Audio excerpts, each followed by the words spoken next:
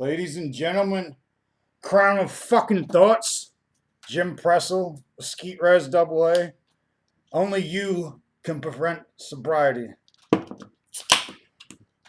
In a world of today's, who wants to be sober?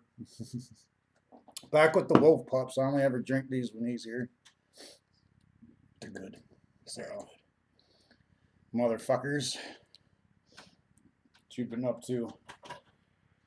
Chilling. Chilling. Kicking it. Got out of the house today. Yeah. It's funny because it's morning. See? I did that. Yeah. Day drinking. Breakfast. I don't care. You can say what you want about me drinking now. But it's no different than when you do it later. It's just I'm doing it now. So fuck off. I gotta get up at 5 a.m. tomorrow. So this is later. Yeah. Basically.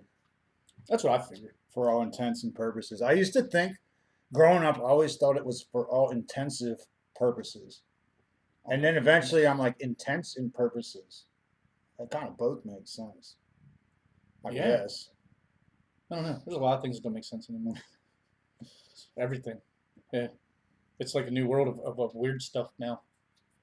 Yeah, I don't know what the fuck world we're living in anymore. Conspiracy theorists say that the year 2020 or something like that, we slipped into like another realm of some sort and was just progressively we're sucking more and more into it and forgetting a lot of the past to where the conspiracy theorists say like eventually we're just going to create our own history all over again, so it doesn't matter. I would like imagine how much they lied today about what's actually happening. They talk about stupid little things that are like getting everyone confused, and then in the background they're worried about the real shit. So imagine our history books. Like, think about that. That shit's probably all bullshit. 90% of it probably never happened or happened that way. Well, like in school, like they talk about like the Alamo and about how I guess it was like the Mexican people or whatever. They came and they destroyed and ripped a new asshole to us. But what they fail to tell you in the history books, because it took me later on in life to understand this, what happened during that time, where we actually, I believe, went there looking for their land. Yeah. So we fucking slaughtered and killed them and made them run. They retreated. Well, apparently at some point in time later, they came back with more people. And that's when that war, like that little battle happened. And we're all like, oh, they tried to take our shit. But in reality, we were doing the same thing that we did to the Indians. We stole like Texas. Thanksgiving shit. We stole Texas. Man. Yeah. I mean, that's how all countries formed, basically. They fucking stole land. It's no different. We're not unique in that way, that we killed everyone on our land and fucking took it. Not that I'm not saying that it was right. I'm just saying that's like the standard of what happened throughout history. Yeah, and then they bitch when you try and do it today. Mother, I was trying it yesterday. My neighbors, I went over there. I'm taking over, motherfucker. they brought more people back. Oh, so yeah, kind of similar to that situation. That's pretty wild. Same thing as like I have been a little bit into conspiracy theory. Not that I believe any of them, but I like listening to them, especially if they're like real, legitimate type conspiracies. If nothing else, it's a thought experiment. Well, this is okay. So let me throw you on this one, like the moon landing. Okay, I believe that it might have happened, but what I fail to believe is that, all right, I don't believe that the videos that we had taken are real. I believe what happened. I believe that because of the radiation belt coming back into the atmosphere destroyed all of their data. So when they got back here, all they had was what was in their heads and what was believed and written down, and never like data on like computer chips or discs or floppies or something like that burned up within the radiation belt coming back into the atmosphere. So when they got back down here, now they don't have nothing to play for the people to see what actually happened. So they created something to show people, because back then, believe something is a little bit more surreal, or it was easier to believe something even though it didn't seem believable back then than it is today, because today everybody just wants to call everybody out on their bullshit, even whether it's real or fake or whatever they think. It's what's in their head, so they just project it. So when they did the moon landing filming, that didn't look like it was on the moon because there was wind blowing and shit like that. It was probably done in a hangar or something, but they needed to provide something to show the people that this took place.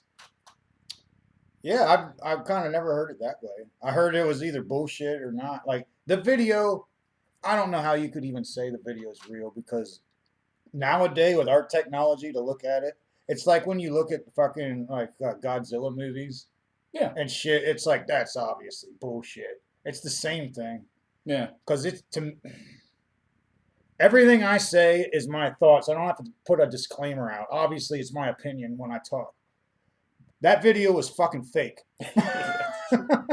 What, the moon landing one? Yeah, come on. Oh, yeah. You It see was that definitely shit? fake. It was ridiculous. Well, I mean, you can't change atmosphere. You can't change atmosphere. Even in a hangar or something, you're going to have wind. It's going to be something. Something's going to happen. So that flag isn't necessarily going to hang straight down. It's going to move one way or another, because that's, maybe on the moon. But I would think on the moon there would be some kind of a breeze. No. You don't think there's anything like solar winds or anything like that out there? Well, I mean, the Earth is a giant fucking rock, and it has. I don't know what the moon would have, but the moon's magnetically. I'm not a fucking moon scientist. I couldn't No, either say. am I. I don't think there is any gravity on the moon. I mean, that's why they wear them fucking suits. But on the video, There's no sustainable gravity.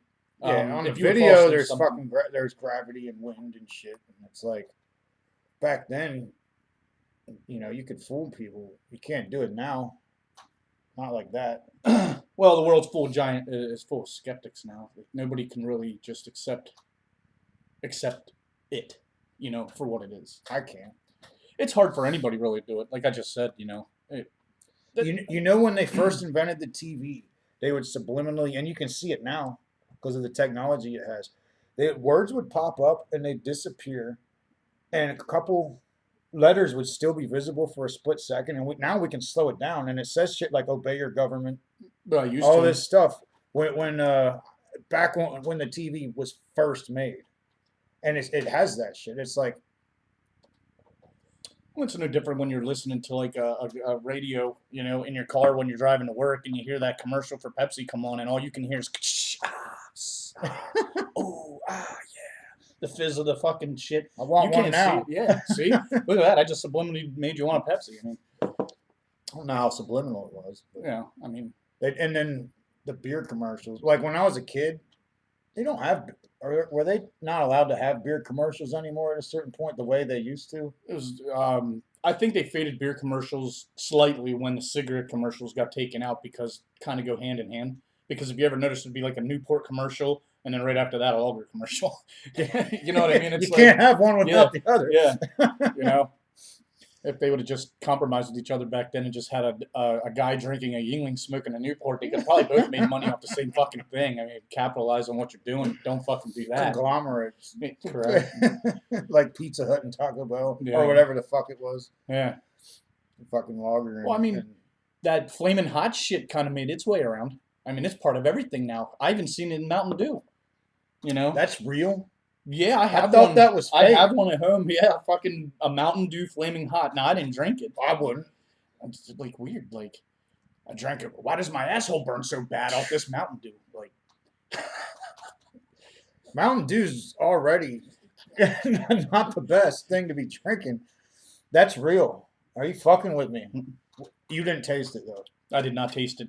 I would taste it. I'm not drinking a whole one of them fuckers. I would, yeah. I didn't think that was real. It is. It is. Because I had them, well, you told me that time about the Flaming Hot Funyuns.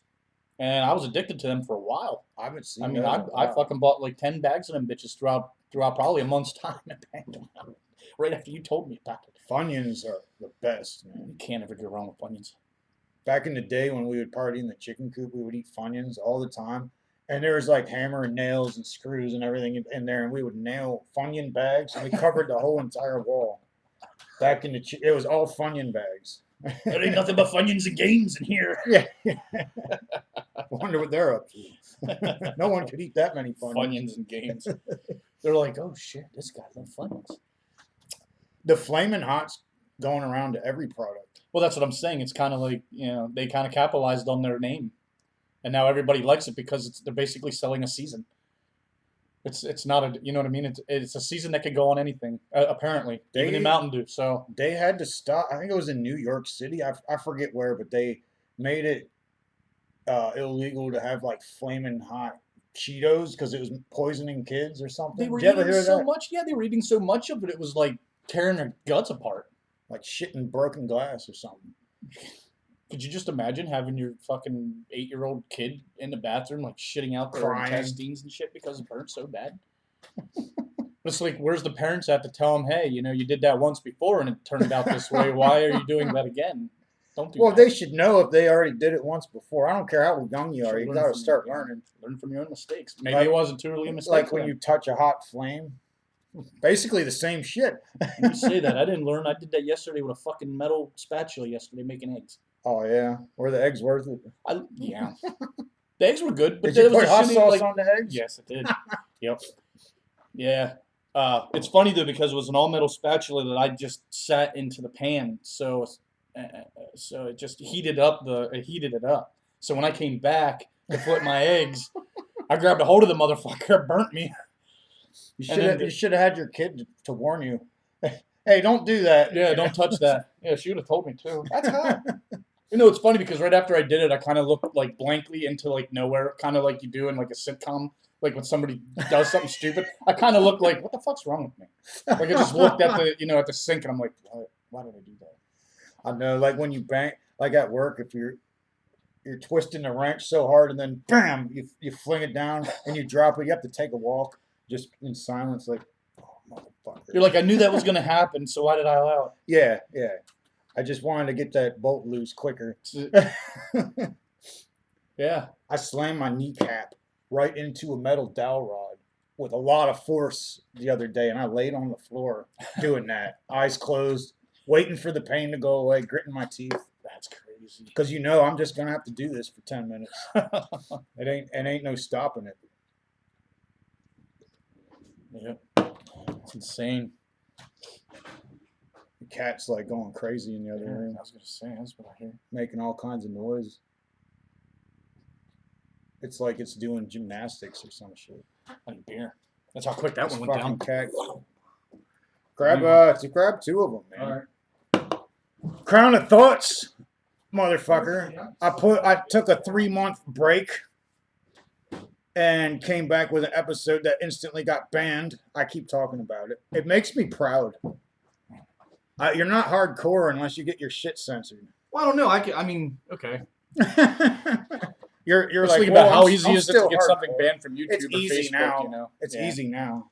You just say something stupid. You used to be able to do anything on it.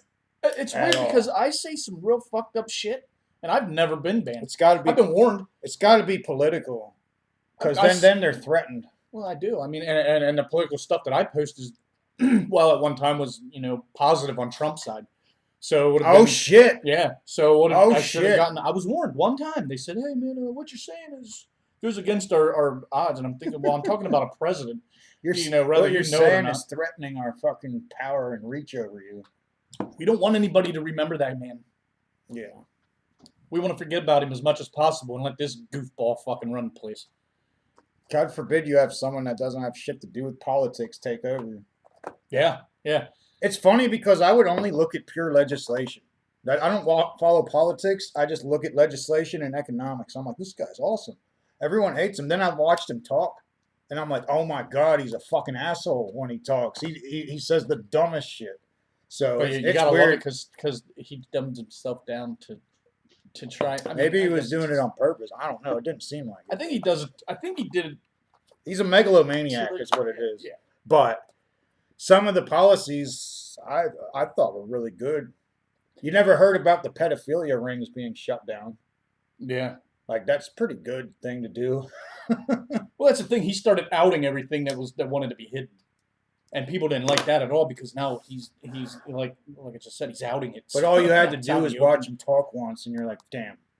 You know, But what he happens when fucking did it to himself, man. when you're somebody's friend for 20 plus years or more of your life, and when you finally run to be president, and they all assume that you're just going to hop on their fucking dick and run their side, and you switch it up on them like, I'm going to run for president, and on top of that, I know what y'all been up to for the last fucking 30 years, so I'm just going to out you and tell everybody about you. And then that's, They kind of smeared him for 4 years. Although he's, like I said, he kind of smeared himself. But I didn't really watch it. I didn't really follow it. I just know it. This is what I do at work. I look at my check, and then when I buy shit, I look at the price. That's all I give a fuck about with politics. Give me my fucking money. Money is money. Money is the only thing I care about. And then the reason, money. Shit with like gay marriage and this and that and the other, I'm like, that's got nothing to do with me. I want my money in my pocket. I don't know about all that. That's like, I got problems too, you know? Yeah. You know, I'm epileptic. So where's all the fucking epileptic stations at different facilities for me? Like a little fucking mat I can lay on if shit gets too crazy in my head. But they're worried about bathrooms and shit. It's like, there's real problems. I got real problems. Yeah. You know? Yeah. Not, like sexual orientation is not a fucking problem. It doesn't matter to anyone. It doesn't matter to me. And you know, the fucking them, they don't really care. It's like 1% of the gay community is saying shit, and the rest of the 99% sitting there like, oh man, Yep. they're attracting attention to us. I think, I don't know, but it seems like that to me. Well, I mean, with like shit like that, you kind of already fucked yourself That's over. not politics, though. You picked a rainbow. You know, as a straight man now, I can't like a fucking rainbow, and I I like love rainbows, man. But now I feel like I have to, like, now I feel rainbows are weird beautiful. because, yeah, I like fucking rainbows. Rainbows are beautiful. They're great. Crown of Thought says that. So you guys picked it. You guys picked it like you picked the worst thing to fucking want. Like, people like that shit, and you're taking it away from them. They're not taking it away from them. Well, I mean, I can still like a rainbow, but now I have to do it silently to myself. I can't just go out and be like, look at that nice ass rainbow, because somebody over here is going to yell fag, and I'm going to go, what? I'm not. The thing is, I know a gay guy, and he tells gay jokes all the time and laughs his ass off, and he don't care about none of this shit we're talking about. None of it. Yeah. He's like, I'm just a guy living my life, you know.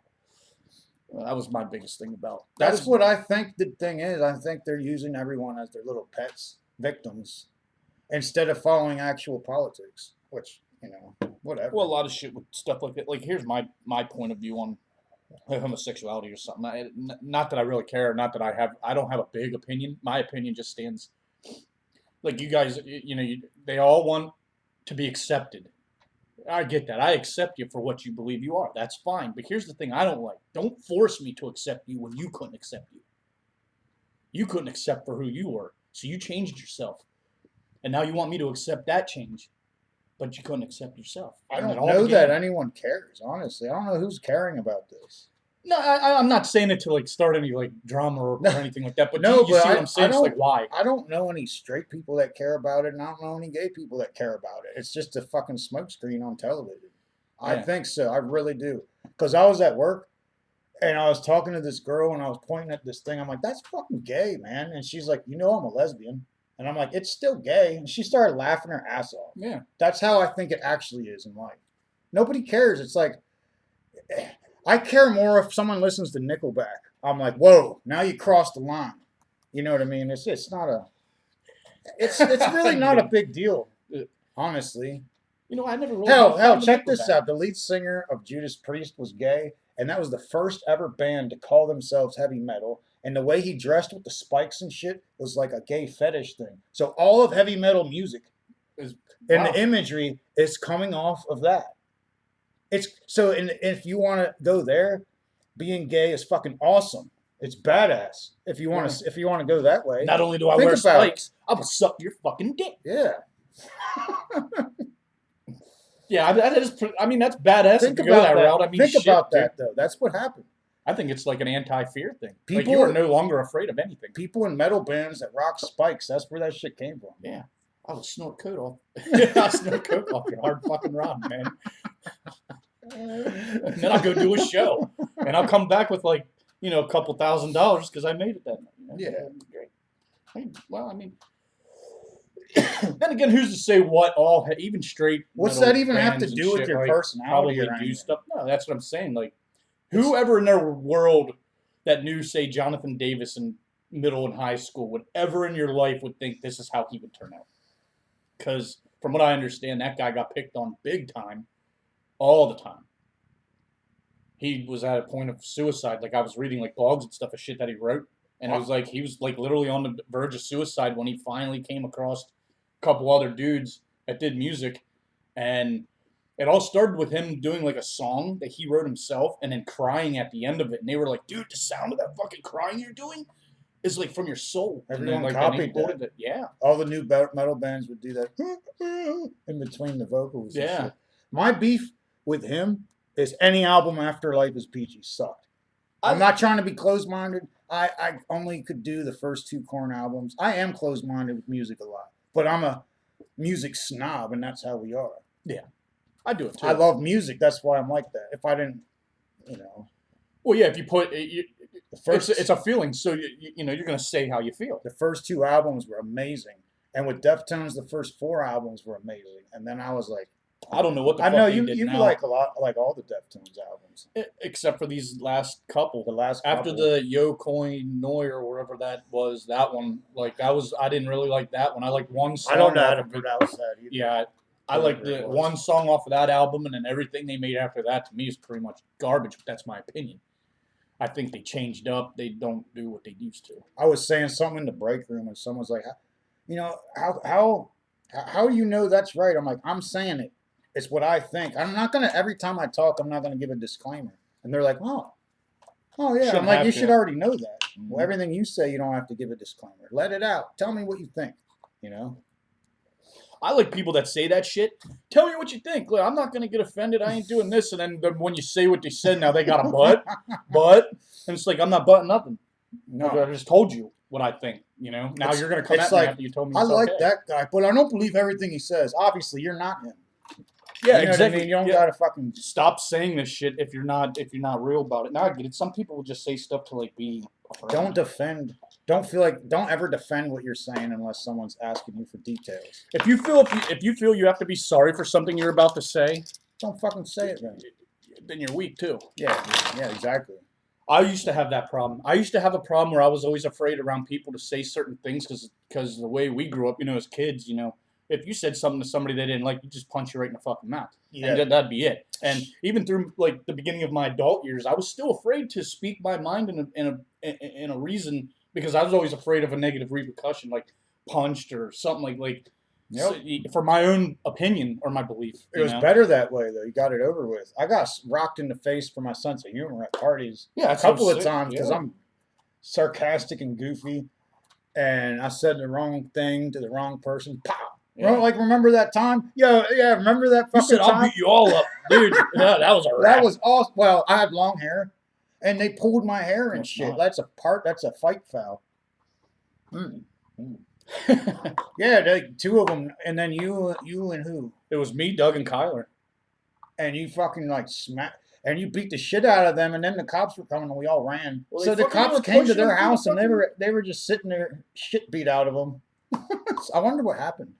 I don't know. We busted the window out. Now I remember the guy downstairs, the guy that owned the property. He came upstairs and fucking grabbed a hold of that one guy, threw him outside and down the fucking fire escape steps. Oh yeah, we had a beer ball. What were they called? Is that what they were That called? was a beer ball, yeah. They don't have those no more, do they? I think you might still be able to get one, yeah. I would assume. You guys find a beer ball, leave a comment. I just say shit, so they leave comments. Always, if you find a beer ball and you have like a dog, man, always keep it to the end and let the dog play with it. Dogs, if you got like one of them big dogs, like you can take a beer and pour it in a bowl, and they'll just they'll drink that beer in no time. I had a dog like that, Taz. That dog would drink Taz? up it. Yep. He'd pour a whole fucking bush Did he into his thing. He would just fucking drink it, all of it. Did he look like a Tasmanian devil? I named him that because I was like 8 when I named him. It was necessarily, he didn't look like anything. He's just a blue-nosed pit. I mean, that's all it was. Yeah, so the crown of thoughts. This shit was put on hold for. I had to do some life shit. I actually just got kind of lazy, and yeah, I had to do some life shit, and so I went a little bit without it. And everyone, I had like 5,000 people messaging me, dude. I'm fiending for the new episode. So I was like, okay, I should probably do one, Yeah.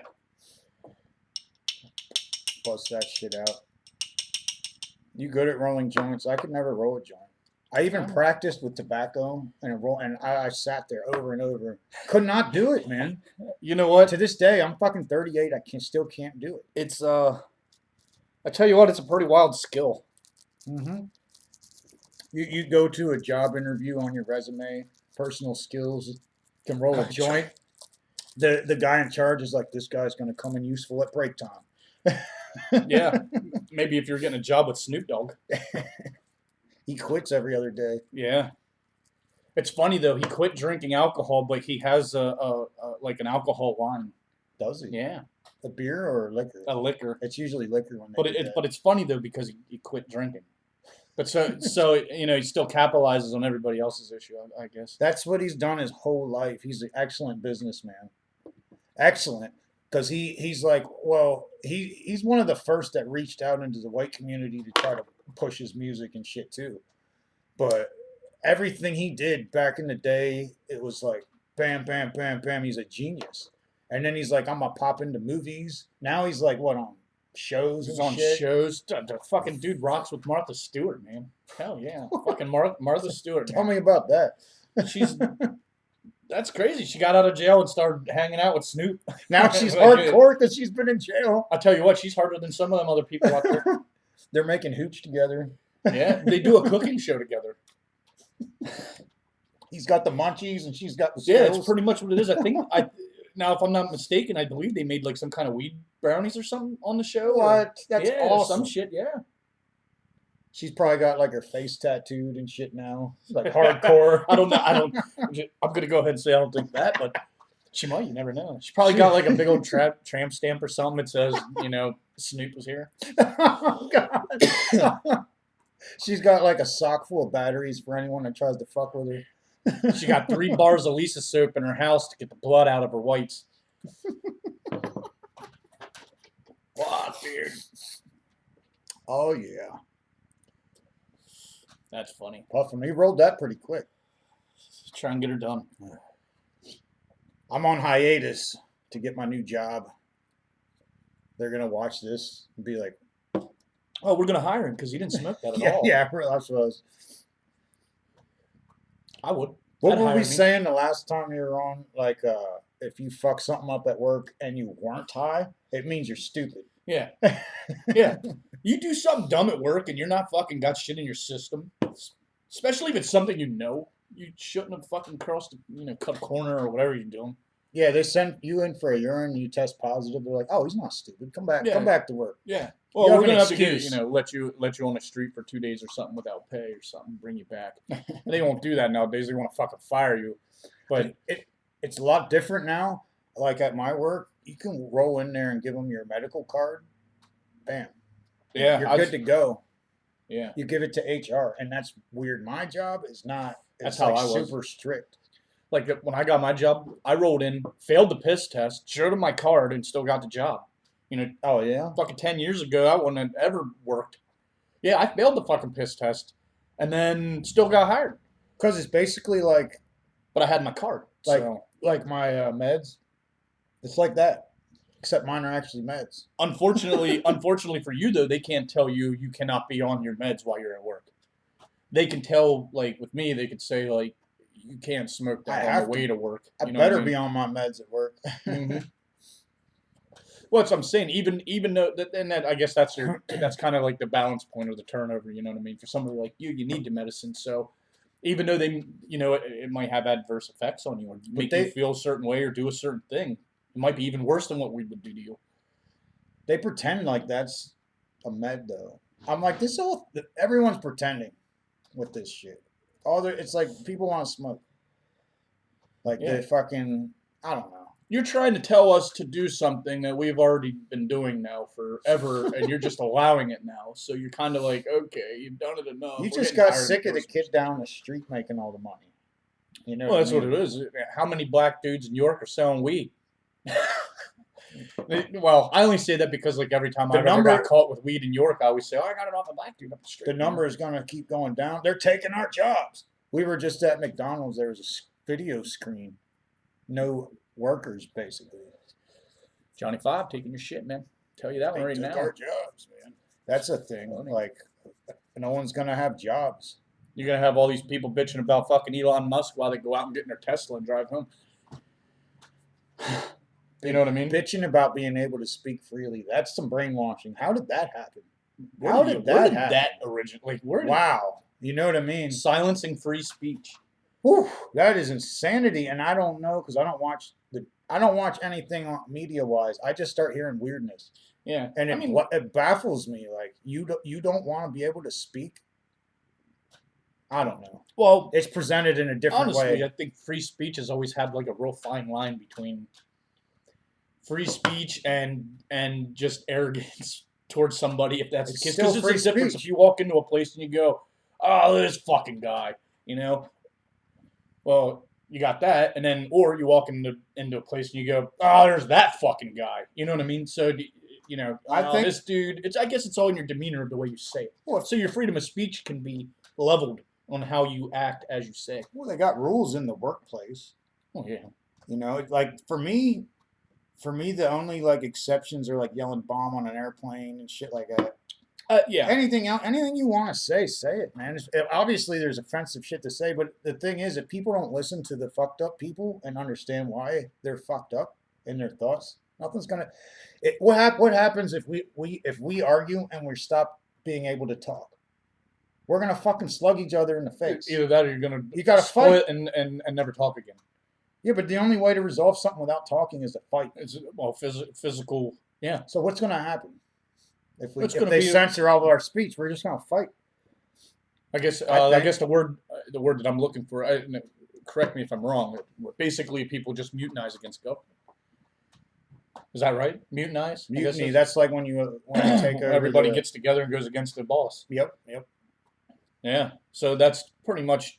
I think deep down inside, everybody's kind of already there. You know, rather what side they're on. I don't care what side you're on, because here's the main thing. We're both fighting the same fucking battle, no matter who you're looking at. You don't like what's going on. I'll just say DC. So that just basically puts them in a category of all of them. So I don't like DC, and you don't like DC. So why are we fighting each other about who likes DC or dislikes them more? Why don't we just all like hate them together and then just go deal with that? DC, like Marvel. No, DC like the District of Columbia. I'm pretty much just saying like Using Washington, an example. DC. I'm just saying, I want to categorize it because I can't sit here and just say name, because somebody on this motherfucker is going to go, oh, he said that guy or that girl, and I don't like that.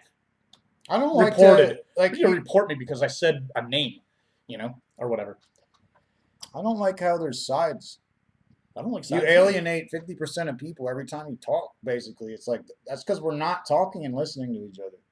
But I do politics to me is like Marvel versus DC. It's that stupid.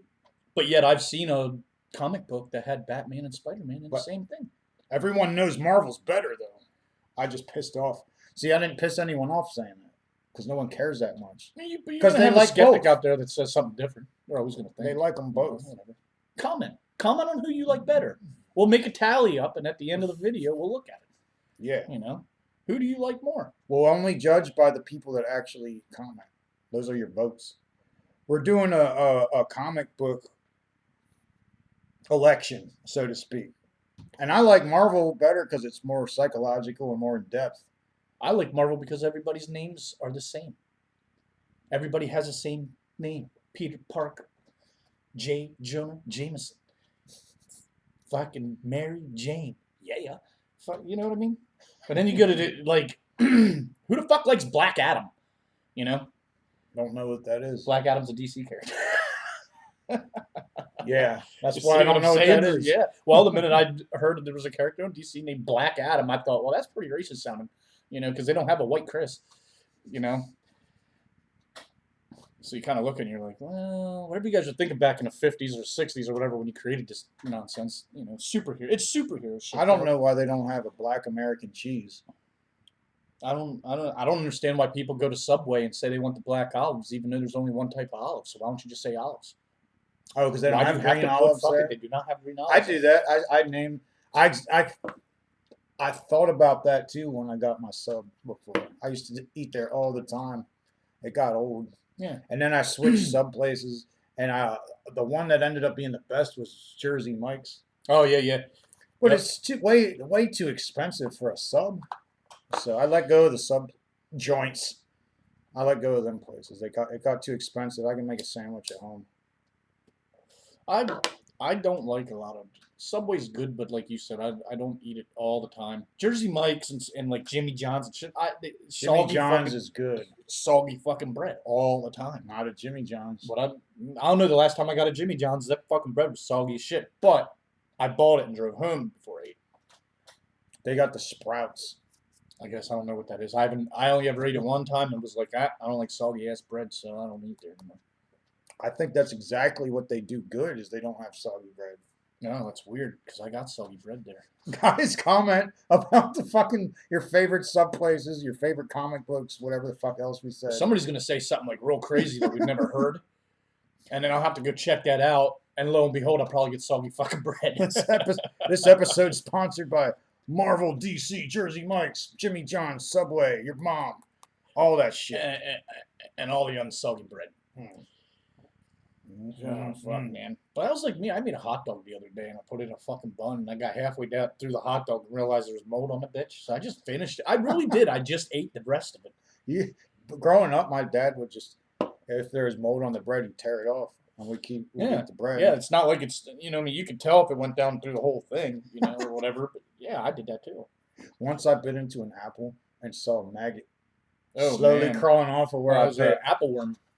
Apple worm? That's different. They kind of look at it, but they go inside of the apple, and they'll like live in the core, I guess. That's why when you like see like depicted pictures of like apples cut in half, there's like a worm in it. You ever see that shit? No, I've never. But anytime you see like a picture of an apple, there's like a worm. Like even Book It was a worm on an apple. Like tequila. Yeah, you think of tequila, you think of a worm. Yeah. I asked someone else, like, does that worm actually fuck you up more? That worm does. You ever drank the worm? Me I've personally, never had the worm. Nope. I've seen a couple people have the worm, and then I watched a couple people that ate the worm within an hour's time, lose their shit, puke, and fucking be done for the night. So yeah, They still have that? yeah, you can go buy it. You can At go buy Wine and Spirits? You can go buy tequila with worms in it. Yeah. And if you eat the worm, you're fucking. I mean, the reason why the worm's dead at the bottom of the bottle is because of how potent the liquor is. That's why they did it. They drop it in there, and if it died before it got to the bottom, the tequila was good. Oh, it's like they're testing That's the exactly liquor. good. That was their canary. Yeah. I was wondering what that was actually. I thought it was just a cultural thing. Yeah. No. They from what I understand, they would drop the worm into the tequila bottle, and if it would die before it would get to the bottom, then they knew it was good. Yeah, That's pretty cool. Some man. interesting ass shit. I've actually enjoyed tequila lately.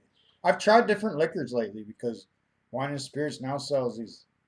They're not airplane, but they're still little bottles. I'm not trying to have a whole bottle of liquor in my house. It could get ugly. I don't really do liquor. See, that's the thing. I don't really do liquor. If I have ice and soda, because I'll drink it just the same speed as anything else. Well, after watching my mom go through what she went through before she passed away, it's kind of hard to drink hard liquor anymore. I've seen it in people, and it's like, yeah, it's ugly. It's actually that type of shit where you're like, maybe I shouldn't drink at all after seeing that. And it's funny because when I seen all that go down, I thought that, and to be very honest about it all, I said, why am I gonna fucking ruin my life because somebody else fucked up real bad? She didn't know how to chill. That was her problem. She didn't chill. And towards the end, she pretty much stopped eating. And all she did was drink. And then that was it. For me, I think they start that on the liquor because it's with the beer. It starts taking too long for them to get drunk. It's exactly what it is. I always stay with beer because I don't care. Yeah, it's going to take me 6 to catch a good buzz, but it's water-based. I'm not putting turpentine in my body 10 times a night. Turpentine. That's what I look at it as. It's like It's like cleaning material, dude. I can pour fucking some vodka on a table and clean the fucking clear coat off of it. Explain that. Turpentine, they make it with No, turpentine. they don't make it with That's I just say that Okay. because then that keeps me in a mind. It puts me in a mind frame where I just don't want it. I'm like, maybe I should never touch this I just shit. look at it that way, and then it makes me not want it. It's poison. To me, it's poison. It's all poison. I get that, but like hard fucking liquors. That's not like good it, for you. when It I can't would go to the bar. It's like the bar. Yeah. You don't have a whole bottle, so it's like, give me a shot, and then you go to the bar too many times and say that. It's like, it's like so expensive for the shot. Maybe I should go. Yeah. You know what I mean? The shit Yep. just progresses. So you gotta, like me, I don't have a whole lot of self control, and I have an addicted personality. So it's like I beforehand, it's like put the brakes on. Put the brakes on. Well, it's funny if you always stand back and watch yourself, like kind of stand behind yourself and watch yourself at work, where you're like, it all starts with to get off work. I went to the bar. I got a pitcher. Now I got a pitcher. I drink the pitcher with my homeboy. Okay. Work hard, play hard. Yeah. So then a couple weeks go by. This is kind of your thing now. You get off work. You go to the bar. You have your pitcher. Well, now that turned into your buddy's no longer there. You still got the pitcher, and now you have a shot. It's exactly what happened to me. That's what exactly I mean? what happened. Then it turns into fuck that pitcher. Give me a beer and give me 2 shots. Then it's like the bar's too expensive. I'm gonna go home.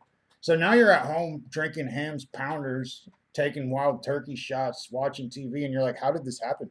It creeps up on you, and then before you know it, you're like, what am I doing? I always think it's funny how you get the alcohol paranoia. Like when you actually know inside your head that you might have been taking it too far for X amount of days or something. You know what I mean? Like you really start getting paranoid. You start going, is this gonna become my life?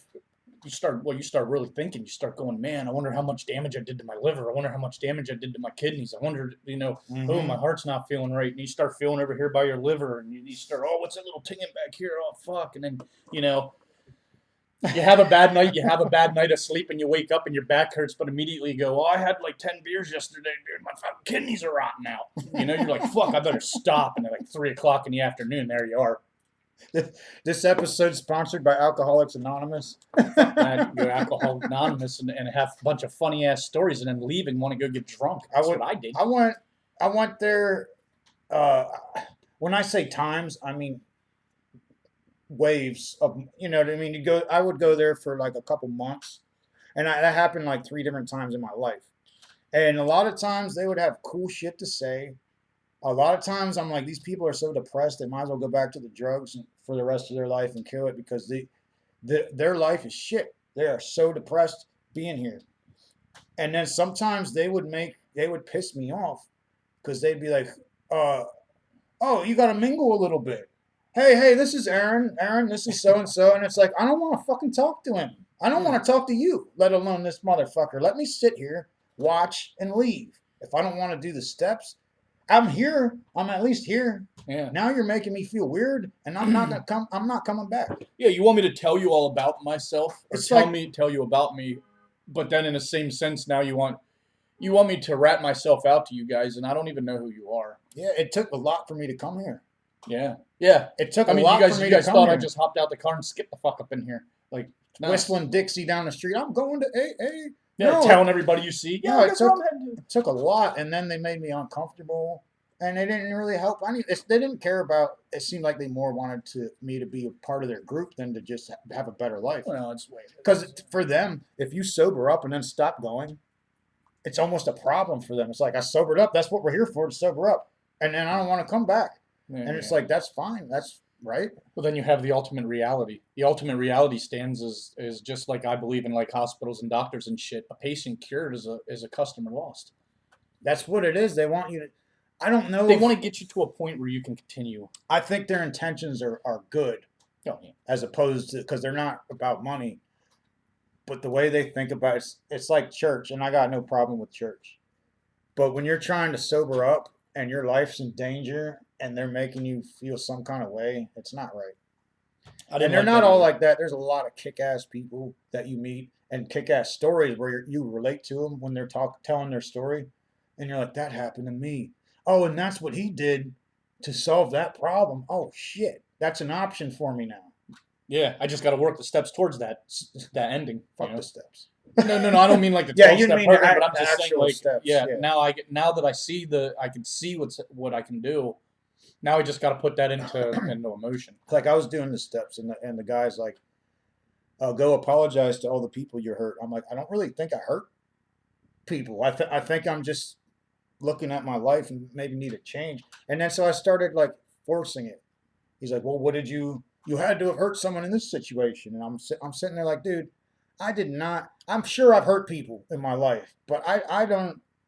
It's not like you. It's not like if a mere 5 years goes by and that person still feels hurt from what you said or did to them, then they That's have their a personal problem. Yeah, it's not you. They want you to hash up old shit that happened, and it's like gonna make it worse. You don't want to bring up in old theory, shit. if you told me right now to go apologize to the people I hurt, I'd probably just walk into the bathroom and look at myself and go, "Hey, I'm sorry for all this shit." No shit. You know, it would be me that I'd apologize to. That's really because good. I think I fucking hurt myself the most. That's really good. Now, if you were drunk and you wrecked in a car accident and killed someone's son or something, that's different. I think I would attempt That's- suicide at that point. I honestly would. I mean, not to say that I'm a No, pussy or man. anything like that. I believe I would. I don't know. Two Especially wrongs if I don't know, make it right. well, yeah, but I don't know if I'd want to deal with that much fucking problem. That's a problem, man. That's hard to live with. That's just to think about it would You be. never know. Yeah, please. Yeah, just to think about something like that's almost that's crazy. I would never do that. I don't drink and drive. I won't. I refuse. I can't do it. I can't do it because when I got my DUI, I told that cop straight to his face, "You know how many fucking times I got away with this?" That's like me talking to cops, man. It's just a dude, just another person. Yeah, that dude takes that shirt and that badge off and shit. He's just fucking his wife anyway, whatever he's doing. He's at home playing his game, reading his book or comics or watching TV, I don't believe, I don't know of any cop, well, then again, I don't know many cops that I'm actually cool with, but I'm just saying I don't know of any cop that would go home and watch Cops, just to get some ideas on their next thing. What's that show where they show how things are made? Like candy in factories. Oh, and yeah, stuff? like how it's made. That's like me watching that when I get home from work, watching how it's made. I actually like that show because I get to see all different machinery. I like watching That's what it's like, though, in a way. I've been watching a lot of crazy shit. So, a lot of stuff that, I mean, I guess it's not crazy. It's more, I like to watch a lot of informational shit now. I believe. I figure if I'm going to keep dumbing my life down with alcohol and drugs, I might as well watch the educational shit and at least flex my brain muscle. At least try and figure that one out so I'm not fucking left behind. I don't want to leave myself behind, How it's made, But that's funny. But like when you watch shows like that, you're brutally honest. Yeah. No, I like that. Why not? Why not? Dude, I'm fucking 39 years old. If I can't be brutally honest anymore, then there's a problem with me. 39, man. Yeah. You looking forward to 40? Yeah, why not? Let's do it. Yeah, that's the way I think about it. Like when I turned 30, that was the thing. It's like, funny. oh my God, 30. Well, that's kind of funny you say that because, like Tony, my stepdad, he had called me after my mom had passed and shit like that. And he goes, "Hey, your mom passed away at 61 or something like that." He's like, "You're how old?" I said, "Yeah." But then he automatically wanted to throw this. I guess he was feeling down that day or something. But he was like, "You only got like 20 years," and I'm like, "Well, what makes you think that?" My Like, grandma lived to 98. My grandma lived so long that my family literally threw her into a home and forgot about her, and that's where she died. No, that's a fucked up thing to say. That is. I didn't forget about her. I didn't forget about her. They hid her from me. I didn't know where she was. I kept getting a hold of my aunt to try and figure out where she was, and I couldn't. But I guess there was a big problem going on within the family and stuff. It's stuff that I can't really talk about because I don't want to. But yeah, I helped take care of my grandma a lot. I would go just give her company for like 6 hours. Yeah, why not? And then eventually, me and my folks were like, she needs. If you got to go over there for 6 hours, get her groceries, cook her food and shit, why don't you just come home? So she came back to my parents, and they and me, took care of her. So you were basically her hospice care without her being strapped in a bed. She was just old though. She didn't have a sickness or anything. But yeah. But she wasn't ill. She was just old. My grandma was ill as fuck. But she couldn't. She got to a weird point where she wasn't thinking straight. Obviously, 98, dude, 98. How would you feel when you got Imagine. I bet she was like, just give me 2 more years. I just want to hit that triple digit. Well, that's what I was just about ready to say. Like, say you're 98 years old. Are you looking forward to 100? No. But are you also going to sit there and say, man, I wish I was 50 again? I've never thought about something like that. Like, do you want to go backwards? And if you want to go backwards, I'm pretty sure if you're like 98, you're not going to say, I wish I was 20, because that's a hell of a fucking life to want to live over again. You know, you guys, it's a long ass time, you know? When I look back at my younger years, I'm like, that was an awesome time. I didn't have that many worries, but I do not want to go back and do all that shit over. All the learning you have to do is rough. Yeah. Here's the other part about it. You could go back and do it all over again, because That ain't now your Lucky or nothing. No, I already smoked that. I have another. How are you gonna smoke the Lucky? Because I wouldn't want you, because you weren't gonna smoke it. Oh yeah! Oh, dude, it landed there too. Oh, that's a cool place that it landed. Bing, bing bong, fuck your life. But yeah, they what was I gonna say there? I forget what I was getting at. I was gonna get something, but I forgot. Well, yeah, man. I'm 38, and I don't think it's old. And I said this the last podcast. I don't think it's old because of all the shit I've been. People gotta go back and think, I've done a lot of shit. I'm fucking 38. I've done 38 years worth of crazy shit. Crazy cool shit. 31 years of really crazy shit. Yeah. Yeah, Because, you were a kid. you know, What were you as a kid when you weren't thinking for yourself and shit? Like, I think the age where you start kind of reasoning for yourself and shit and making your own philosophies is like around 12.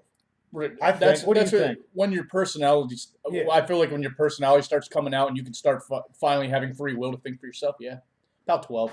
Have opinions on shit. And Well, your frontal lobe is fully grown, because at the age of 4 and 5, then it's when you start remembering things. So you kind of remember, like, that's when you start teaching your kids, like, phone numbers, your house address, roads. They remember this shit.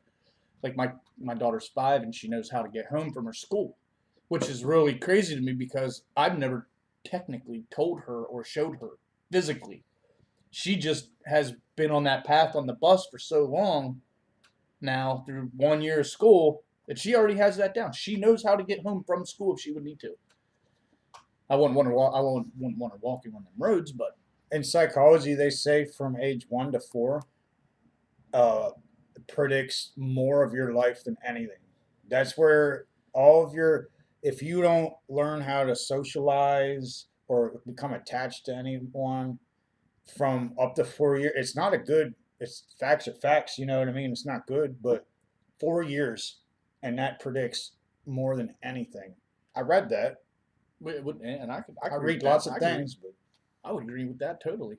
yeah. So if your kid's that young and can't, well, I don't know, man. Well, I mean, if your kid's like 2 years old, they just started learning how to walk, but you know they can walk good enough where they're not just falling over every 10 steps or something, and yet they consistently bouncing in the walls, and there's nothing wrong with their eyesight.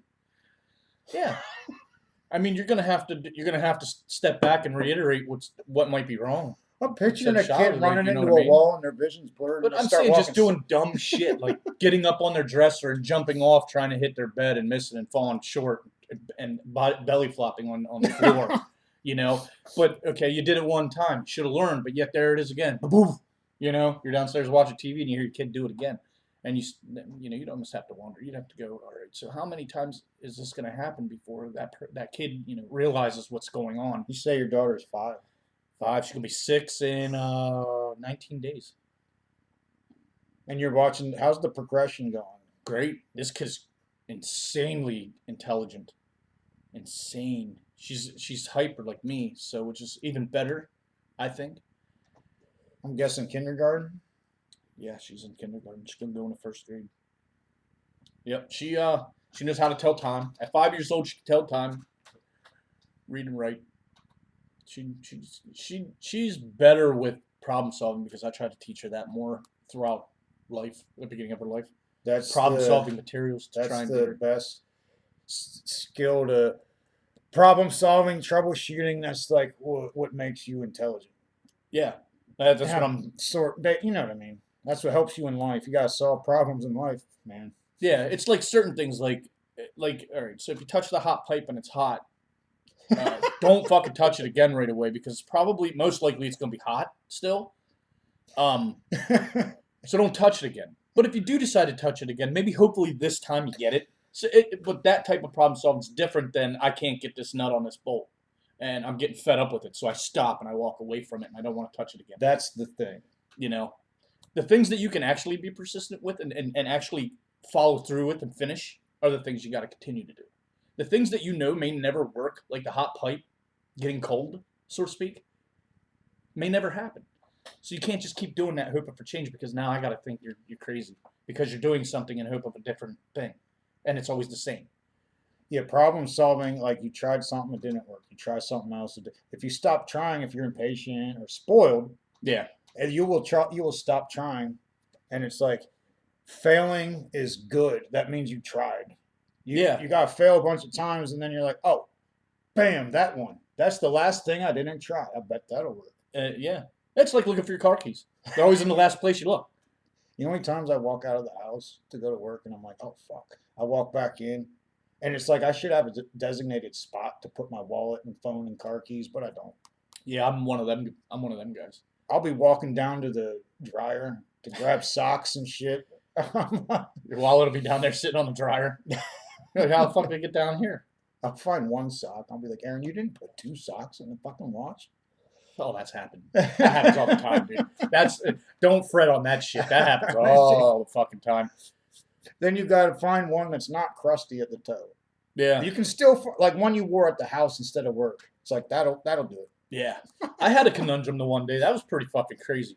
So I was wearing these boxers, had these boxers on. I wanted to get a shower and shit. So I went down to the laundry room to look for a clean pair of boxers out of the dryer, and I pulled some out. Well, here they were the same color and matched the ones that I was already wearing. So I didn't want to put them on after my shower in fear of maybe the guys at work are going to go, look, it's like 3 days. He's still got the fucking same underwear on, And then I'm going to have to explain that now I have 2 pairs that are the same. But, nobody's going to listen to that. They're just going to keep going with the razzmatazz, For you lazy fucks that don't have a job, what he's getting at is you lean over to fix something and shit. Yeah. You know what I mean? He's not like fucking stripping at work. When if you're me, if you bend over in front of me and your ass crack shows up, I'm going to look at everybody standing around and go, that thing looks like it stinks. Could put a quarter in there, fucking. Yeah, but that's a bad thing because they got swamp ass. It's only going to go quarter of the way in. It's not going to go the whole way down. It's going to stop. The bad part is the smell of that quarter. Once that dude pulls that shit out, it's going to be horrible. I keep a thing of baby powder in my locker because sometimes at work I'll be doing that cowboy walk, like, oh god, it hurts. I call that the day of the walking funnies. I call it walker's rash or the cowboy walk. The day of the walking funnies, or swamp nuts, which is what most people call it. Swamp nuts. Swamp nuts, man. The one thing I used to hate, like when I worked for a construction company, okay, and it like one day it was like 90 degrees outside, but then it like just drizzled, like just enough to soak you out, but then went right back to humidity and hot. So that's a day of the walking funnies, because within like an hour you're like screwed. You're like, oh, I gotta wipe the sweat out of my ass. It's when it dries. Like if you're sweating for 12 hours at work, is okay as long if it dries and then you go back and it's like, oh fuck, man. That's why I consume so much caffeine, but man, if you get off the caffeine because it makes you sweat. Yeah. And it actually gives you palpitations in your heart. It can. I mean, if you just drink a Mountain Dew, it ain't gonna do it. Not if you but drink. If you're drinking like 4 bags, like you were caffeine. telling me earlier, like you were in a caffeine trip. But if you do it constantly, it don't do anything. When you stop, you start nodding off. Yeah. Well, you seen how much of that Monster I drank. That was just enough to get me lifted up. Just enough. This dude drank one sip of a fucking Monster. Yeah, but I'm already hyperactive. That's all I needed. I just needed enough to get me going, Yeah, I'm like lethargic by nature. And so it's like. Yeah, I could see where it's a little different for me. I could see where you would need a whole one, or maybe one more, drink. You seem like a pot of coffee guy to me. Yeah. Low serotonin levels. basically. Now, is there a way to fix that? Is there a way you can bring Coffee. it? Coffee will bring up your serotonin levels. I take. There's not a healthy way to fix it. Like Oh, they would give you Adderall or whatever. That's not good. Oh, okay. So this is something that can be fixed with pharmaceuticals. So You're better off just being the way you are. Well, yeah, I got off all my medication, dude, and I feel like a fucking $1 million now. It's weird. I was taking like my allopurinol for my gout and shit, and I was getting all these flare ups and shit, and it was getting real bad for a while. It was crazy, and I was like, you know what? Fuck this. I'm done. I stopped taking it. Now it took like 3 or 4 days because I could tell when it finally got out of my system because I took it for so long in an order. So when it finally left my whole body, like I felt like shit at first, of course, who wouldn't? And then, say like a week or two later, I start being like, dude, like all my fucking like swollenness in my knees and shit is going away. It's gone. Now it's gone. Now everything feels like, and I feel limber. I don't feel fucking all tightened up, and I don't feel like I have to be afraid to do anything. Like I was jumping on a fucking trampoline the other night. What's the medication make you? It's supposed to level out my uric acid levels in my bloodstream, which That's gout. It's it's too much. excessive uric acid. Yeah, crystallizes in your joints, and it really is painful. It sucks. I mean, people used to laugh at me all the time, but until you ever get it, like I see. All right, I'll give you a good example. Like I used to get these flare-ups, and people would laugh at me, but then I'd watch these people like stub their toe on the fucking corner of the couch, and it would hurt them for weeks. And it's like, you think that fucking hurt? Imagine having your knee swollen up like a fucking water, like a honeydew, and still having to try and go and work like that. You know what I mean? Where every step feels like a million knives jabbing in your, like you really don't want to do nothing. That's what it feels like. Oh, dude, it fucking hurts. It hurts. It feels like your kneecap's gonna blow out the front of your leg. Like there were so many times where I thought, like my knee at one point in time was so swollen up, my kneecap, the top cap part, actually separated from the rest of my knee. It was that swollen. Damn. It was like this fucking big, dude. Like that. You could ask Runkle about that one. Do you ever talk to Runkle? I've been Yeah. meaning to. It's like I got fucking weird. Man, my days are fucking. When I'm not working or anything, I'm either fucking just trying to sit back or whatever. I was talking to him the other day, and we're trying to fucking plan a day to fucking kick it, And I still want to. We should do that. But it's weird for me to plan something like that unless it's for like the podcast is something, but where you gotta plan it. But I don't know if he necessarily.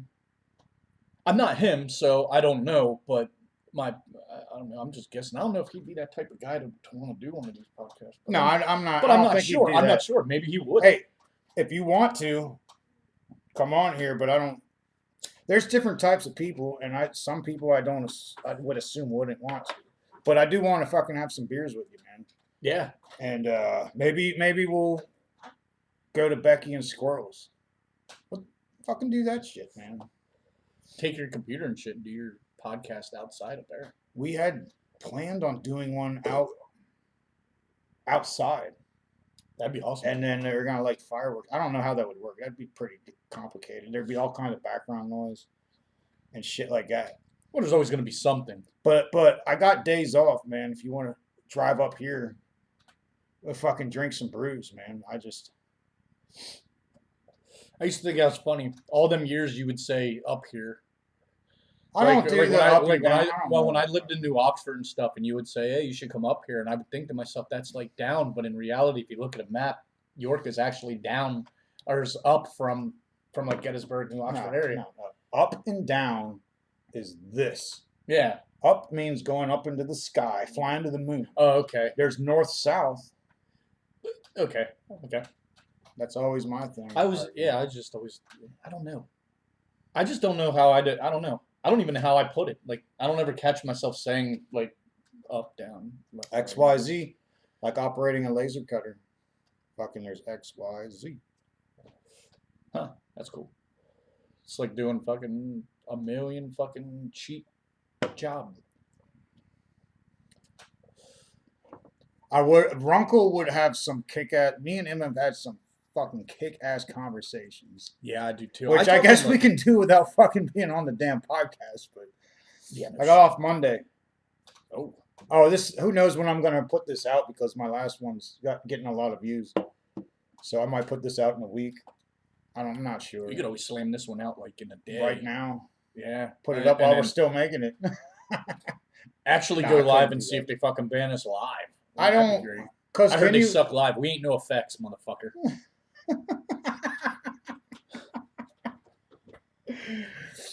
My name ain't Fat Mike, bro.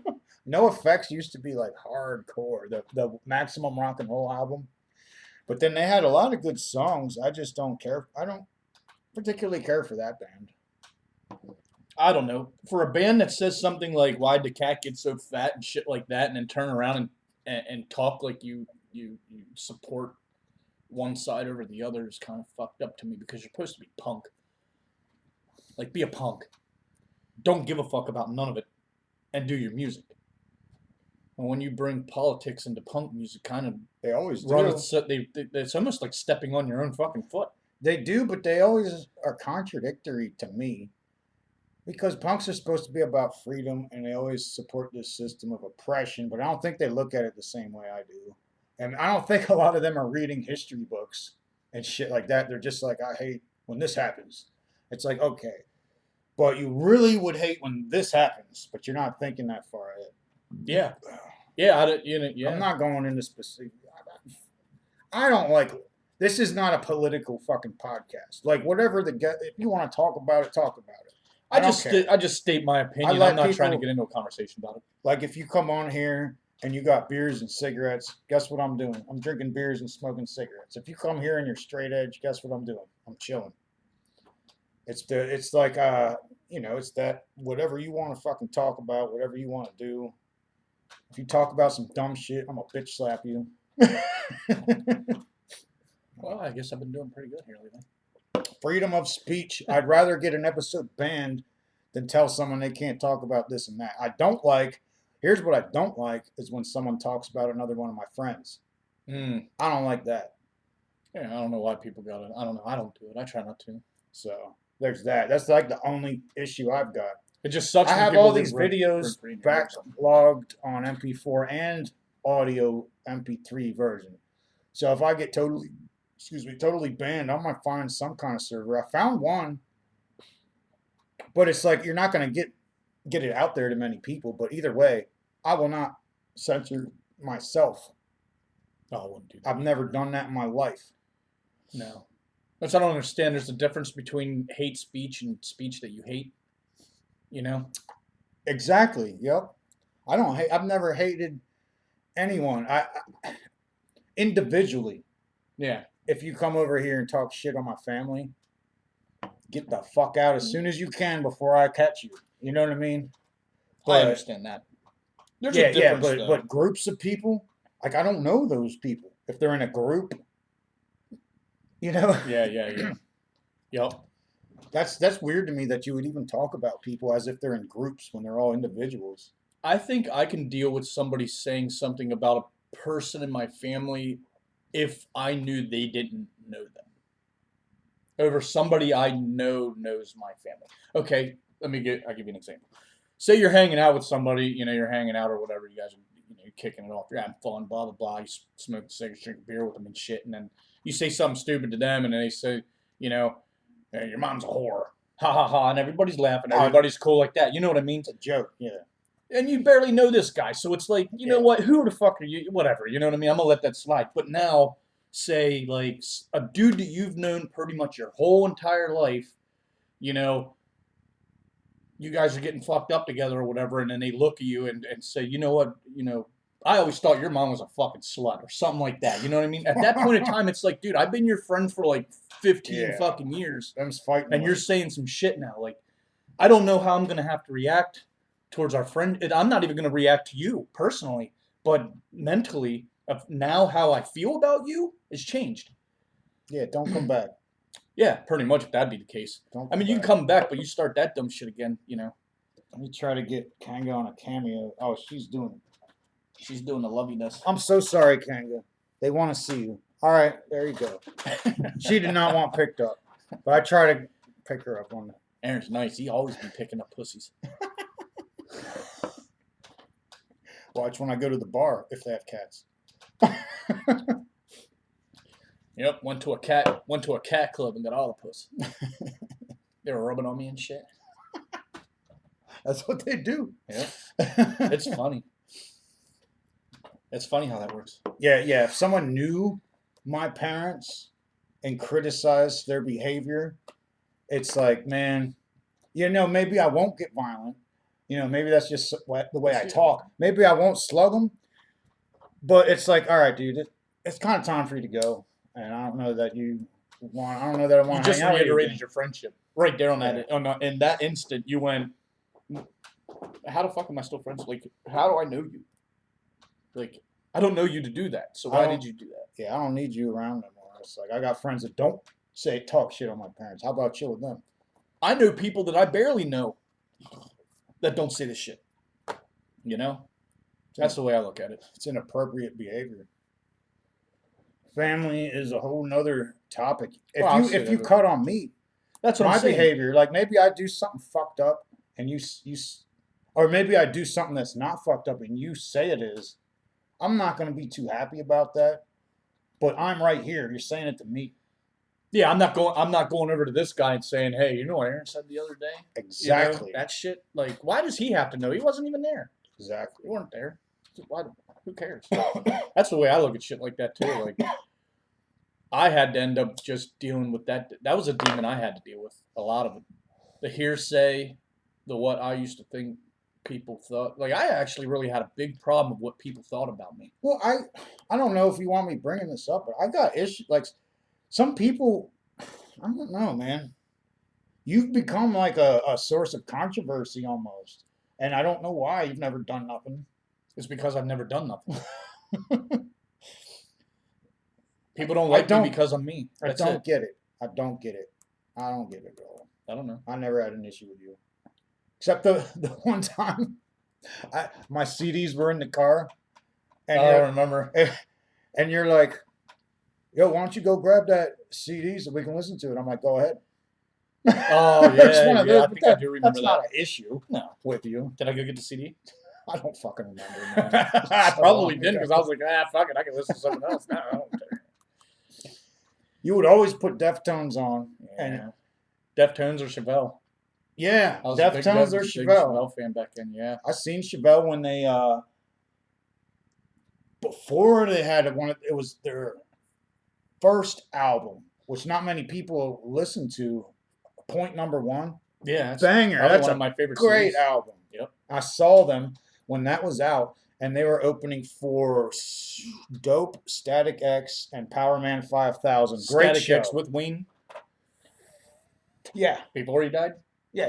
This is back in the day. I was gonna say, yeah, because I heard a couple of Did their they new keep songs. going? They sucks. Yeah, They kept still going without them? They actually still do Ween stock or whatever that is. That Static X stock thing that they do. How do they? He's the linchpin. He was the man. He was the man. I don't know, unless they found somebody that sounds like him. You can't find someone that sounds like him. Yeah, it's hard. And if he does, he's faking it. Faking the funk. Well, you know what they say, man. Fake it till you make it, right? If you know, that's how you get ahead in this world today. Form a different fucking band. lie to everybody, and then eventually you'll get up top, and then they'll go, "Oh, this guy really doesn't know what he did." But here's the problem: you already hired him, so whatever. If you got an unearned position at work, maybe it's a higher position, and you don't fucking know enough, you better learn quick, or I don't have respect for you. Yeah. That's nothing, nothing personal that I just said. Now, if you lie or whatever on your resume or whatever it is to get into that position, and you do get into it, and you do progress at a very fast rate, good for I would you. suggest for that person to never really say anything to anybody about that. But You don't behind have- closed doors, you could always tell somebody, be like, "Dude, you don't understand. I knew nothing about that job when I started. That was a whole win, and I'm glad I jumped, so to speak. I'm glad I took that opportunity and leaped. You know, because." Like you said, failure is an exact term. Like when you fail, you know at least you tried, and the more you fail, at least you know you're doing something. You know, because to say there I never Eventually- did that, then okay, well then you don't know. Eventually, you'll succeed, or eventually you'll learn. I'm not the best at that. I'm gonna try something else. This isn't what I'm. This isn't what I'm. You know, I thought I was good for this, and I'm not now. Which is the same thing as saying eventually you'll succeed. It's better than just telling people you quit. Yeah. You don't want to just look at somebody and say, "Look, I'm done this." Which a lot of times I've done in the past. Like, I just can't do that. Yeah, can't. Uh, Can't is a bad. Like, how many fucking word. times have you tried to? Exactly. When you say that, it's because you don't fucking want to. Yeah. I Yeah. do that all the time. I'm like, I'm just disorganized. It's like, well, how many times have you sat down with a pen and a paper, opened your mail, and wrote everything? Then you might be good at it, Aaron. I'm talking to myself. Well, yeah. I mean, You little punk ass bitch. I do that every day. People keep telling me I beat myself up, and they're right. Yeah, at least once a week. I put the gloves on in the mirror. I do. I swear, I do that at least once a day. I'll look at myself in the mirror and I'll say, what the fuck you gonna do wrong today, now, man? Do it wrong, And right? yeah, you know. Well, I try and go extremist with myself. I say, you know, what are you gonna do wrong? Because I already knew everything that I'm attempting to do is supposed to be right. So what am I gonna do wrong? And that's how I look at it. And try to I try and fix the wrong because I know my intentions are always good, right? At some point, you know what I mean. I don't wake up and go, who can I fuck over today? You know that's not my gist of the way it works. Like my daughter does it a lot. She like, I can't do this, and I say, but you know you can do that. You just get you that just word out apply of your yourself. vocabulary as You quick know, as possible. I was told that all throughout school. You know, you'd be great at you'd be great at that if you would just apply yourself. Just Yeah. apply yourself. Now, granted, I know that's the way that they have to do that. The schooling system has to tell you positivity. They can't negatize you because then the parents get mad. In my case, if you know, Well, when they would say that to me, it was a joke. But everything to me was a joke in high school. You don't apply yourself. It's like the school thing. The outside of school thing is my focus. The school thing is what I fucking have to do, and I don't particularly care for it. You know, that's my attitude was. especially when they're not teaching you the things that you need to know, Why didn't like money, Why like didn't money they have? management. They should have Nobody has that. economic class, and they should have a class on how to work on cars. They really want you to succeed outside of school. Yeah. You know what I mean? They don't. They're not.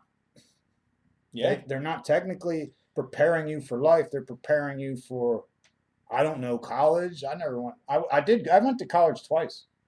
yeah. Yeah. I was there. I went to college once. Yeah, I went for computer electronics, and I was going to build my own.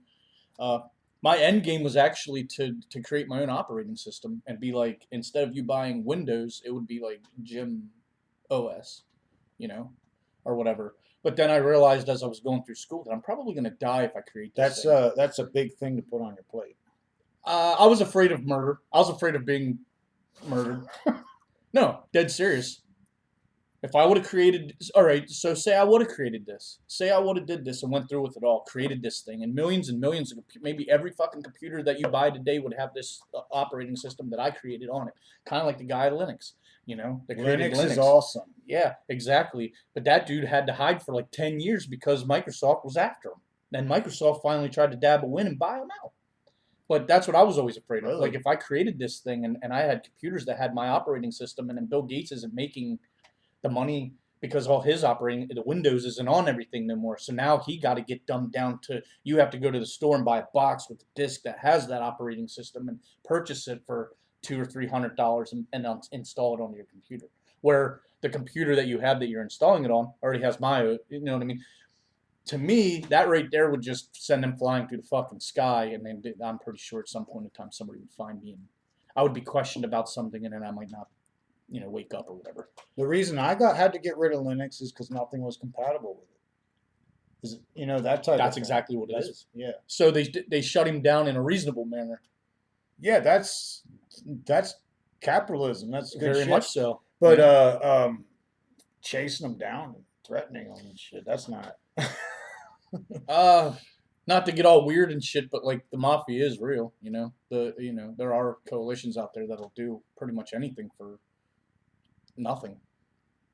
You know, there's rappers out there that'll say, I'll get your head popped. I'll get your head popped off for $5. I mean, and if you lived in, say, Brooklyn or something like that, that very might be true. That very well might be true. You know, there might be people out there who just don't like you. But with the cost anything. of living out there, $5. $5 ain't shit. $5 is probably you can't even buy a pack of cigarettes for $5. What do they cost now? Cigarettes are like $8 a pack. Jesus. Yeah, it's ridiculous. $8. Yeah, whatever. I mean, Remember when they were like, I know back bet in the they day, so. you would give them $2. They'd give you 2 pennies back, tax included, at the smoke shop, Paul Malls. Oh wow. The smoke shop is now a pizza joint. Oh over yeah, yeah, there, yeah, yeah. Whatever street that is. Yeah, Roosevelt. Yeah, Roosevelt. Yep. I like that pizza there. I've never eaten there. They give you one of the big. Oh, I did. Slices. I ordered on the phone. I'm like, give me the extra large, the biggest one, and they brought me 4 boxes. And I'm like, I only ordered 1 pizza. It was so big. They have 2 slices per box. It's like a 21-inch pizza or some shit. Do they still have those? Deal. Oh my god! And their chicken tenders are fucking to die for. They're a banger. It's a big pizza. Yeah, dude, it's huge. One fucking 21-incher. 1 slice is lights out, man. It's pretty. And here's the thing: we used to eat that when I worked for the construction company. We would eat that during lunch. We'd get the itis and can't fucking work no more. We'd be sitting in the trucks, in the box truck and shit, just staring at our phone for like an hour until we finally got the fucking sweats out of us, the grease sweat. The phone people. I used to, because I've kind of overcome it. A lot of that has to do with this shit, but I kind of overcame my social anxiety. But I used to, and I know a lot of people did, I used to have my phone out and I'd be doing nothing with it. Just so I know I don't have to talk to no one. They know I'm involved in something. In reality, I'm just clicking on something and clicking off it back and forth. Did you ever do that? Yep. Kind of like you forgot to check the time. Yeah. You looked at your phone, but really what you wanted to do was look at the time. But then you close out the phone and you're like, oh yeah, I didn't do what I wanted to do. And then you look at the phone again. Grab me one. Yep. See how this shit goes, dude? Hell yeah, motherfuckers. I guess you all see the downward spiral of vinyl. One of the fucking most kick-ass albums ever. It's hard to say top 5 because there's so many fucking albums. I got like a top 200. You know what? And I bet you in mine, I have a lot of albums that are probably like mediocre at best, but to me they're like really good. But they're really good to you. You know. That's what it's all about. Crown of Thoughts, Jim Pressel returning for his 3rd time. I don't even know. It's his 3rd time. Yeah, everyone was like, dude, when's Jim coming back on, man? Here I am watching these other people talk. And I wanted to. You know what I really like about this? Is like when I rewatch it, it's like I'm chilling with one of my friends. Like, let's say I move to some island and I don't see none of you guys anymore. I have all these videos. And I had a friend watching it that knows all of us, a friend. And he's like, dude, I didn't know, like, that was like 2 hours, man. I'm like, that's too much. He said he put it on and he watched it right through and was like, oh, damn, it's over. Yeah. And he told me straight up, he's like, it was like I was chilling with some of my homies. And that's why I like this, because my friends, man, everyone, like a lot of my friends' life stories are like a fucking Motley Crue tour. They're just not famous. Like you and me. We've done some shit, man. Like if we were on VH1 Behind the Music, Motley Crue would be like, well, we only did that for 4 years. Or however long their career was. We'd be like, yeah, since fucking age 14, we were going fucking wild. And like, just because we're not famous, you don't know. So my point is, your average everyday person's got a lot to say. Yeah, as long as you have here's the thing: when you go into a conversation with somebody, you can't ever go into it like thinking to yourself, "Oh man, I gotta listen to this motherfucker."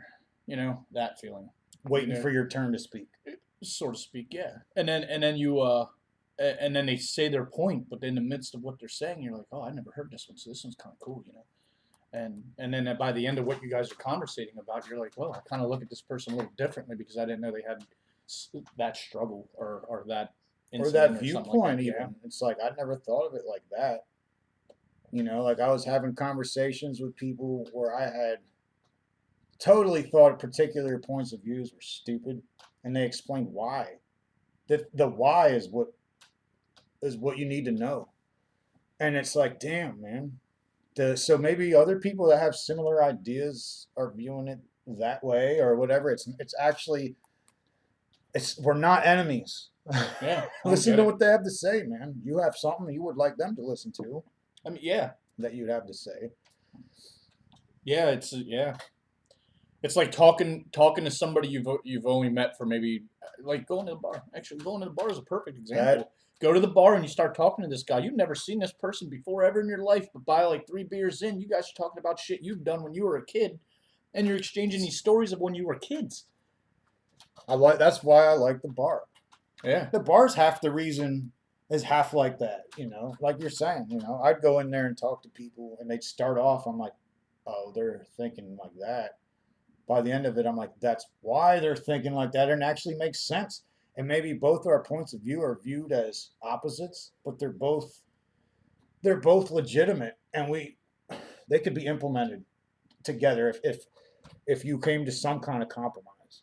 Yeah, and then Some after you're kind done of your compromise. conversation, then when the conversation is done, especially if it's the first time you ever met them, you can then tell yourself, say on your way home, walking home or something, you can go, you know what, I wouldn't mind talking to that guy again the next time I see him. Or you go, okay, well, I think there might be somebody I want to stay away from. You know, Well, I was talking to this guy. This is a good one because I feel real strongly about this. I was like, credit. You don't need credit if you fucking save your money and buy the shit ahead of time. Credit don't mean shit. You need credit for a house, maybe a car. I buy cheap cars, so I don't really care. And he's like, well, credit is worth more than the actual money. I'm like, fucking bullshit. If you suck with money, maybe. But he kept talking and talking, and my immediate reaction, I'm like, oh, because of that situation and shit, I never thought about that. Maybe this happens to you, and you need credit to do this or whatever, and your credit score is actually that important.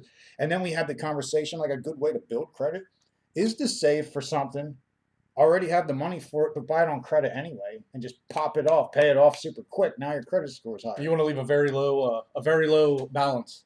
You want to keep the balance. Like if you get a loan, your best bet is to like pay all of it, pretty much the majority of it off, and then leave a small amount at the end Yeah, because that you just keep paying on. they want Because that'll keep your credit building. they want it to last because it's obvious. If you Well, they put hate it something when on they- credit yeah. and just pay it off the next day, they're like, I know what you're doing. Well, they'll just make your APR higher next time you go for one. What's that? Just your percentage rate on your loan. They'll say, oh, he's got the money to pay this off, so now we're going to make it sky high to make him pay more in the long run. APR. Oh, Because I hear that on car commercials or whatever. Yeah, stuff APR like that. Yeah, financing. yeah. I don't know what that Right now, is. I got my loan for the Rogue is like 17 APR. Yeah, I know it's a lot. I know, I get it. I'm going to refinance here soon, but Everyone watching is like they're 17. like, holy fuck! I don't even know what Dude, that I could bust that down to 7 if I refinance. But I'm just saying, like that. Well, it's an extra like, it's my car payment's like $480 something, a month. But I can take it down to like $270 something a month if I'd refinance because my APR would go down on a refinance. It's like 200 less than my mortgage. Yeah, it's It's crazy. a lot. Well, the car I got now is paid off. I have the title for that one. That one out Dude, and there, explain that's paid off. this. Maybe people know, but you switch gears on your fucking steering wheel. This dude Oh drove. yeah, I got flappers. I got a 2020 Toyota Corolla SE with the TRD from the box the whole way back, and it's got the paddle shifters. So I switch my gears with the paddles. I've never seen that. Yeah, it's kind of like they do in Ferraris and shit. He got so fast. I'll tell you the story behind that car. The story behind that car stands like this. Okay, so I don't know if you knew. I probably told you. Maybe I didn't. I don't know. So I lost my mom back in March last year. And then my grandma died like 3 weeks later. And then 8 months later, my dad passed away the day after Christmas. He died of COVID. And he had his car and his house and a motorcycle. Well, this car out here is like 26,000 or whatever, but he had everything but like 8,000 paid off on it. So he only owed like 8 grand on it. So I took the motorcycle title and I sold that to Lagerman Harley Davidson because it was a Harley, uh, and I got 9 grand for it, and I took that 9 grand and paid this car off, and now That's I a own the good- car scot free it's a because good I don't like plan. motorcycles. I don't care to ride a I'm motorcycle. afraid of it. Yeah, yeah, honest. All right, that's real. I'm afraid of motorcycles too. I'm not afraid of me. I'm afraid of what other people are gonna do. I see it all the time. You know, I wouldn't be a jackass riding a motorcycle, but I'm telling you right now, other people Other don't like cars it, on the yeah, or road. whatever. Yeah, it's not me that I'm Can't get afraid into of. a wreck Even on when one of I'm those. even when I'm driving today, I'm not afraid of me. I'm afraid of y'all. Like I'll drive a dirt bike. Oh yeah, no problem. You wreck that, you fall in the dirt, but no one's gonna hit you. Yeah, you wreck a Harley Davidson, dude. Not to mention the thing's like fucking 1,300 pounds. It's gonna crush your leg, and then if it's hot enough, it's gonna burn you as well. You know, you're gonna be fucked. Well, anyway, yeah. So I took the money from that and I bought the car. Paid the car off. I got the title. The shit's paid off completely. It's only got 15,000 miles on it. Oh really? Yeah. That's gonna last you like 10 Yeah. years. Man. Yeah. I don't have to fucking. Yeah. I got lucky. I just sold his house. Sold the house. I got millions and millions and millions of fucking Matchbox cars. Now I know someone that collects. I know someone that collects Matchbox cars, and they're worth a lot. Yeah. Like he collects certain. What's all right? All right, this one you might know. There's a certain type of engine. It's like a triangle-looking thing, and oh fuck, what's it called? Jesus Christ! There's I don't know. standard. All right. Well, I'm listening. No, I don't know how to explain it. I thought you'd pick it up for me. No, I'm just using like a squared end, like a triangular engine. Mm-hmm. And I don't know enough. What's it like a V something? I don't know enough to describe it. I don't know the word for it. One dude at work is all about them. And yeah, I'm not gonna remember it. Well, I know. Anyway, he collects the Matchbox cars that have that type of engine, and he's got like all these. He showed me the picture on his phone, in his garage where he has the tools and shit. His whole wall's covered in Matchbox cars. Oh wow! And that became like a hobby for him. Yeah, I think it's really quick to do. So you got Matchbox cars. Are they like just toys, or are they worth anything? Every single one of them is still in the pack. Yeah, all right. They're still in the blister pack. You could look them up because he buys them on eBay There's or a lot. Morningstar. Yeah, but here's the thing. I think the whole Matchbox thing kind of is going down a drain at the moment because, like you said, Morningstar. I went there, and I went there to dabble in. I was trying to gather information to see how easy it would be, like if I would get a spot and just put them all there and see if people would buy them. And come to find out that there was like 6+ stands that had numerous amounts of Matchbox cars that nobody's buying. So it's become like a saturated market. So my best bet now is either to wait it out and hopefully it goes back up, or every time my daughter does something good, she gets a car. Yeah, there you go. You know what I mean? It's incentives that I didn't have to pay for. Mm-hmm. Makes sense to me. I don't know if it makes sense to anybody else, but it's whatever to me. It's not your fucking life, it's mine. And that's I haven't said it in those specific words, but that's something I've been reiterating to people lately. It's like, you know what? I'm me. You're not me. I don't need your approval. I don't need anything from you. I'm not trying to be an asshole. That's not what I'm If you trying ain't to fucking say. them, don't. If you ain't fucking But them, then whatever. Don't fucking tell me, what you think about what I'm doing. It's like I'm not entirely concerned about that. Why are you so worried about what my alternate curricular things are? Like Why are you so worried about me?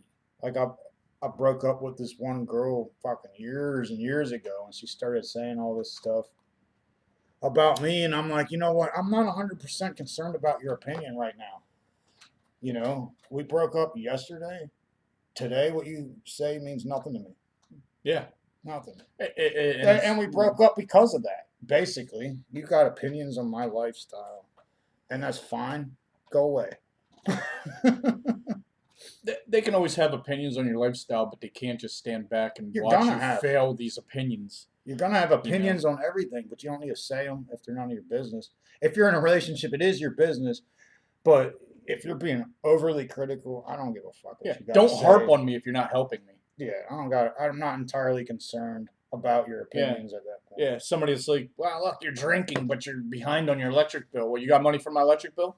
Because it doesn't cost I $20. wasn't even talking about shit. That's a little more important. But I'm just yeah, saying, yeah, like, just situations like that. It's like somebody's like, oh, look, you bought pot again or something. It's like, yeah, but pot only cost me $35. It didn't cost me the $120 I need for that bill. Yeah, it might have only been $35 less. But if my cancellation notice is for tomorrow and I only pay $35, it still gets shut off. So what the fuck does it matter? I'm gonna sit here and drink if that'd be the case. That's why I talk to myself a lot. You know why? Because I give myself an expert opinion. Giving yourself therapy is cheaper. Give myself an expert opinion. Yeah, because if I can't trust myself, so to speak, then what the fuck do I got? That's why it's good to have some friends that you can talk to about. Because I've gone, you don't even know how many in my lifetime, how many therapists and counselors I've seen is insane. Yeah, And crazy. it's like none of them had anything really to say that I took away. It's like they're reading from a textbook or something, and it's insulting to me. And it, like the AA, it took me a lot to come to you. I wasn't sent here. Yeah. In high school, I was sent to a bunch of them, and whatever. But it's like, as an adult, I literally voluntarily went to therapists because I'm like, dude, I got a problem here or here, and it's not something I want someone I know to know about. I want to talk to someone that's got no ties with anything, and I go for help, and they just don't. It's like, why are you a fucking therapist? You're like talking, but it sounds like you're reading from a textbook. I'm not. Don't really fucking care about what you have to say. But I did have someone tell me the one time. They're like, so every time you seen a therapist, you got mad and stood up and walked out. They're like, well, what's the common denominator here? I'm like, fair enough. Fair enough. So what? Then you sit there. I won't go to one then if I don't like them. I would have sat there. I would have sat there for the rest of that one. I wouldn't have just got up and left. I would have just sat there. No, I would have listened to what they said, and then I would have went. It's nice what you said, informational, whatever it is. You give me the option to understand or take heed of what you said of some sort. But I don't believe that this is for me. I get it. Be a more mature way to go about it. I always have a problem with the authority anyway. I don't think I could find myself going in front of somebody I don't know and telling them my shit. You know what I mean? I think overall, my problem with authority is obvious. I think of it as like the elephant in the room. Is you're trying to tell me what to do, but you're human and I'm human, and I could probably tell you a thing or two that you don't know. So who the fuck are you? Get the fuck away from me. Yeah, the guy that's trying to help you out, in theory, is going to go home and masturbate to child porn or something, I'm just saying, everybody's got issues, so who does the therapist see when they need a therapist? They talk to themselves? How about some different... The porn thing, I can't watch porn anymore. It's disgusting. Porn's fucking weird. It's disgusting. Porn's always been weird to me. Yeah, I'm back to like the fucking swimsuit catalog. Or whatever. Yeah, I can't watch porn. It's the illusion. You like the illusion. I don't know. I just don't like nasty shit, man. It's fucking disgusting. Well, think about it. You like to all right. All right. I'll take that back. I'm not going to say you like to. I'm going to say in generally you, as in every. You understood. Yeah. That like when you watch like when you do like the swimsuits and stuff like that. You imagine taking off the swimsuit. That's the porn for you. You know what I mean? Like when I say for you, not necessarily for you, but like I'm in the same boat.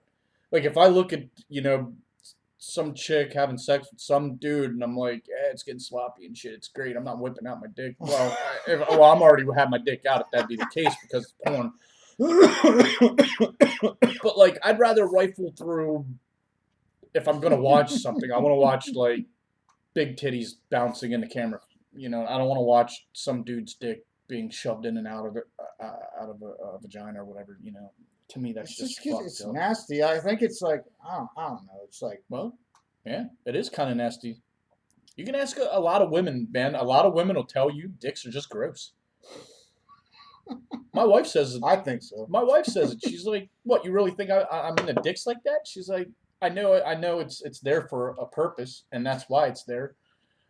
But I don't just want to walk around town and look at dicks, you know." It's got a function.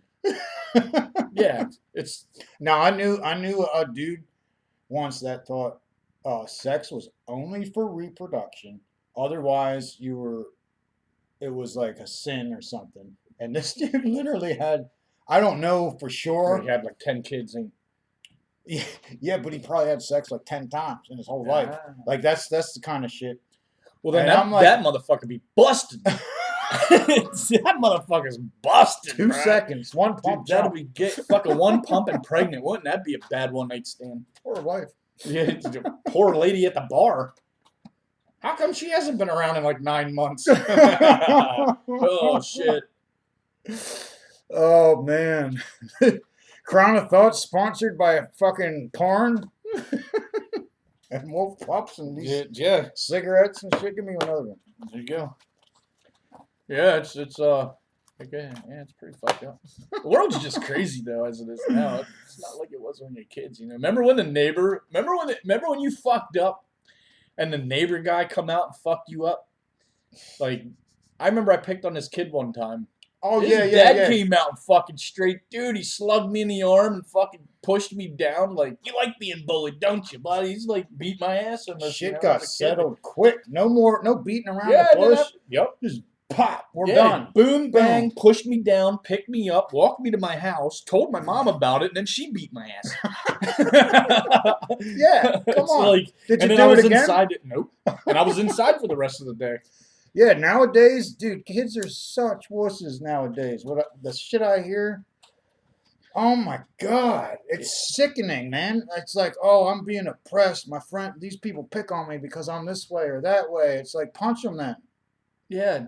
Or just fucking let it roll off your shoulders. Like we all got problems. We all go through shit. I don't understand why. Stop pretending like you're unique situations. Yep. I don't know. Unless why it Billy's is. doing it. Unless you did go through some really bad shit.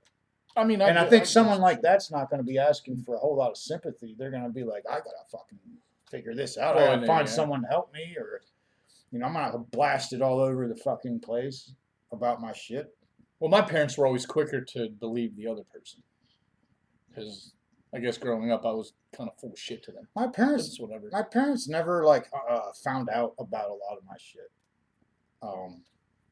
Let me think though, if they would take sides.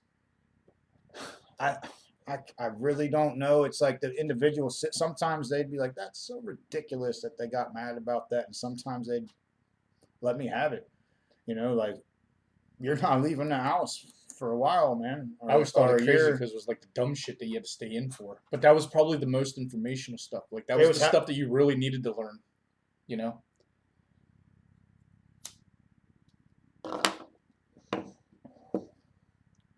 Like my parents were pretty damn reasonable, though. Your parents are nice, man. Like even today, if I would see your dad like in public, I'd say, "Hey, what's up?" Rather he remembered me or not, but he seems to have a decent memory, so he probably would remember it. One time you had said something you probably don't even remember, but you're like, they always look young. They have like a fountain of youth. I told them that. I said, my buddy Jim said, you guys never age. You're like a fountain of youth. Yeah. And they're like walking around the whole day, like, it made them feel really good. You probably don't remember that shit. Remember, because they met you back when you worked at the mattress place. Oh yeah, you had given me a mattress or something, and my dad helped with it. Yeah. And yeah, that, Well, yeah, because I don't even think you paid for it. I gave it to you. Me and Miff and I was like. And it had that thing on top of the mattress. Yeah. What's that called? Like a topper. Yeah, real comfortable. Yeah. I've never had one. I did the same thing for Rick. I gave Rick a mattress too. Yep. Yeah, it took him a while to put it down. It's weird. Man, Rick, I'm supposed to do a song with him, and I just keep Look, there's a lot of I filled my plate with all these hip hop songs I was gonna cut with people, and I ran out of juice. I just ran out of juice, and it's like, I was so like I hadn't done rap in like 10 years. Yeah. And I got back into it, and I'm like, I'm gonna fucking kill all these songs, and I realized like I'm out of juice real quick. Maybe that was the thing, but I don't know, man. I think the rap music we When do you is when you people make it are feel like a job, you're not gonna do it. That's why I like doing back in the day when we would go to Rick's with a case of beer and fucking just pump. Dude, we pump out a whole album. Yeah, it took about 6 months to do, but Mm-hmm. every song was fun. It was Yeah. fun to do. Was it fun time, man? And we get everybody in the studio, get everybody in the booth, you know, and do their own little parts and stuff like that. It was that was great. Those were like special times for me because I had just gone through some rough shit. I needed to clear my head, and I went and chilled with you guys down there, and had a great time, and I forgot about a lot of stuff that, a lot of times when you go through shit and you're trying to rationalize and figure it out, it's like that's not going to work. Put some time between that, and put some time between you. Have some fun, and some things you go through, it's best just to move on. A lot of times, sometimes time is the only thing that'll heal. That's pretty much what I did. Everybody, it was great though, and I'll tell you what, I kind of felt like the the father that watched his only son that made it or something. You know what I mean? Because we did all that music together and all that, and it was all because of a whim that I started years and years ago that I just wanted to rap, and I would rap, and then it was funny because You started it all. people around me, yeah, because people around me started it, like even like never in my life did I ever think that you would have did that and rap or anything like that until you showed me that song, the King Murderer song King that you Murderer. attempted, and Good song to this day. and that's when I pretty much realized, okay, this guy got something. We'll do an album together, and that was after we had did the album. I was already doing freestyles and stuff, and I already had done the Blood Loss with Joey, and I realized that Joey was going somewhere. So it was kind of great when he decided that he just wanted to kind of split off and do his own thing because in my mind, I'm going, yeah, we're going to do this album and we can get him on as a feature, which means his reach and our reach together is going to reach farther. That's what's good about the collabs. Correct. And they're just fun. Fun That's to do always shit fun with to do. people. The way we did it was fun, but it wasn't like the way I kind of really wanted it like I like the fact like when everybody would get together and do it. Mm-hmm. I didn't like send a beat to the other guy and shit like that. That was great. I love that. But to hear the finished product when it comes back, and then it doesn't necessarily because I know there's songs. Well, that here's we the did thing. that I never really- loved sending the beats around on the MySpace shit, but a lot of those guys never got to experience actual chilling with people and cutting tracks because a lot of them only did that. Yeah, because But for us, we did it the way they used to do. And then we're like, oh, we could get this motherfucker on. It doesn't even live near us. That was amazing. Yeah. But some people only did that, and so they didn't have that initial. And they'd always say, I'll come down, I'll cut this track with you to come down. It's like, okay, well that's fun. I like creating the whole song. I just like being You create the creative. whole song, and like what you're saying, like when we were chilling doing, when we did Visions, I like that because there was verses that I wrote down that didn't necessarily either mean or do anything. Visions, what, dude? Oh, so this dude DJ Reza. Yeah, I seen that. He did a big whole thing of it. I'm gonna ask him to remix that entire album. Okay.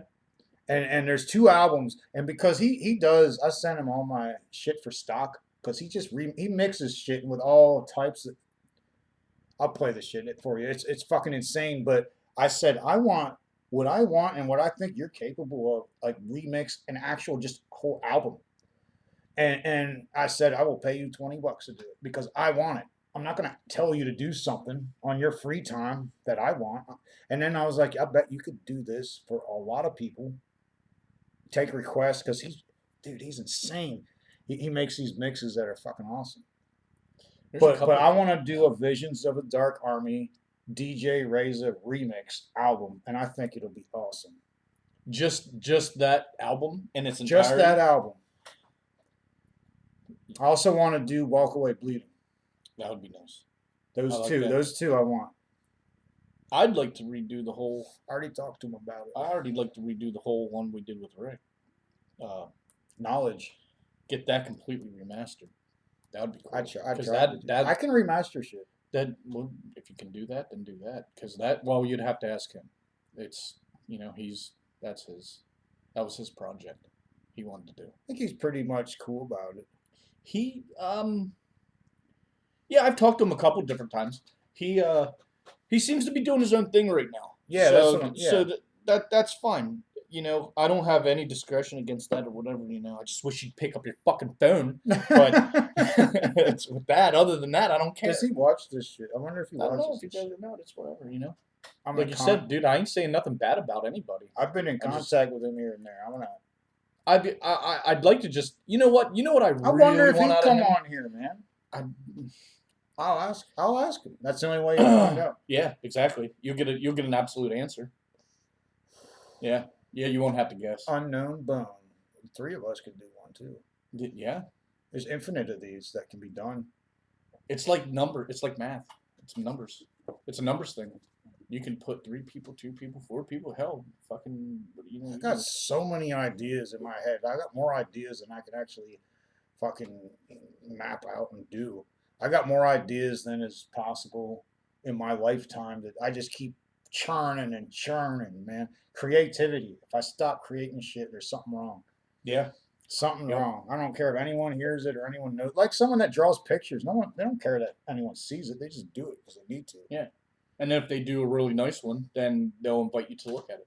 Mm-hmm. You know, Something. and it's usually they take it out of their home and bring it to somebody else to show.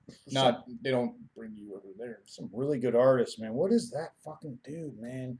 I swear he was in that band Night. I swear, and he does these pictures that are insane. I seen him on Facebook do them, and man, they're like death metal album covers and shit. It's the paintings he does or the pictures. Well, like spiderweb letters and shit.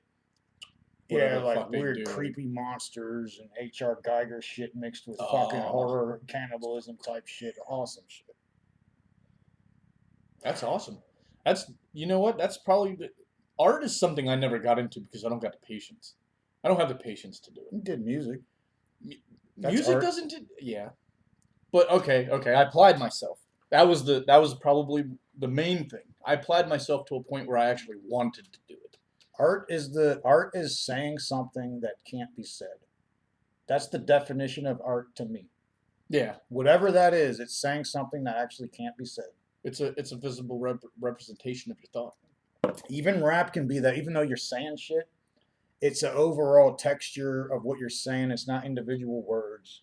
You're painting an image. For me, if I do a rap song and it's like you pick out one line and it's not what it is. It's an overall texture of something. Like the horror shit. If you pick one part out where I'm talking about shoving a screwdriver in someone's neck or something, Yeah. that's not. If you listen to the whole thing, it's like a horror story. You know, it's like it's not. Yeah, you might be shoving that screwdriver into somebody trying to kill you. You know, part of that fucking shit. Sure. Well, you're. You know. And I've done a song where I said that. That's why I picked that out.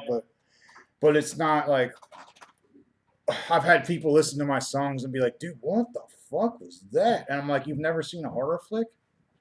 Did you watch that movie and think of the director as some kind of animal? No, he's doing a movie. I thought about that with what's his name? George Romero. I think he was fucked up in his head.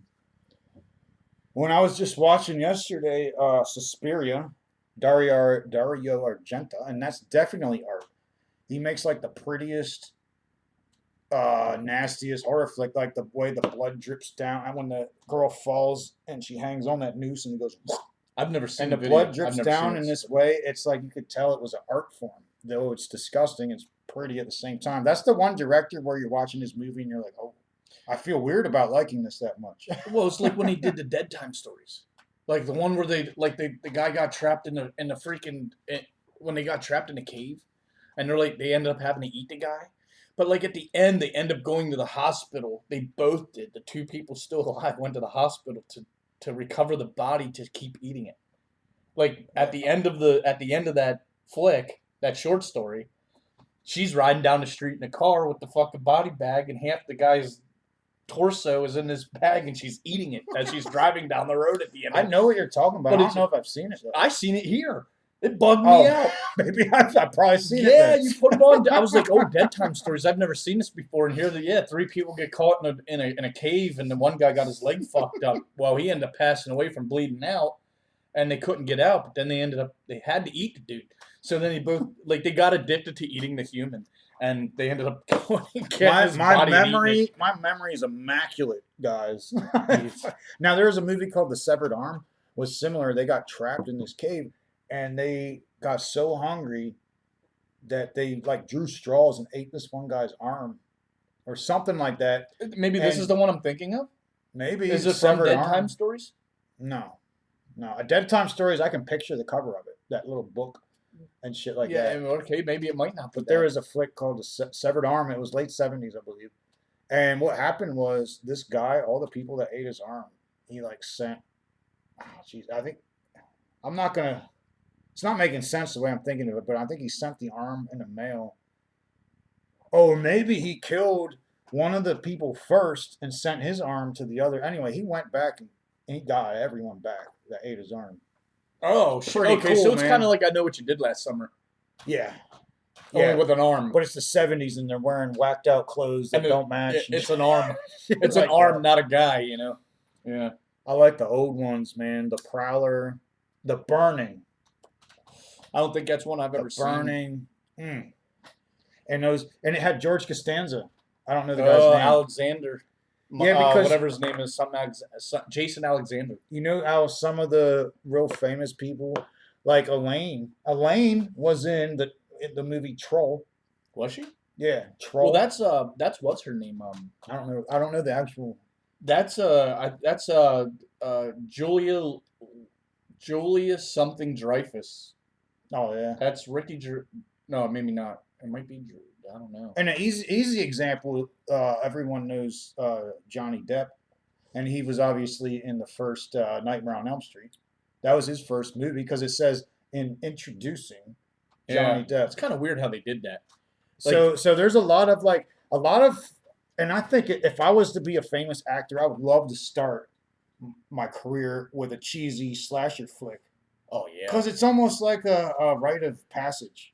It's almost like you'll never forget that. Jennifer Aniston. Okay. I think her first movie was the guy that has the pot of gold. Leprechaun. The first Leprechaun. Oh yeah. She's the main girl in that. Jennifer Aniston. I didn't know that. Yeah. Leprechaun. That's the one where he did where he turned the lawnmower blades into titties.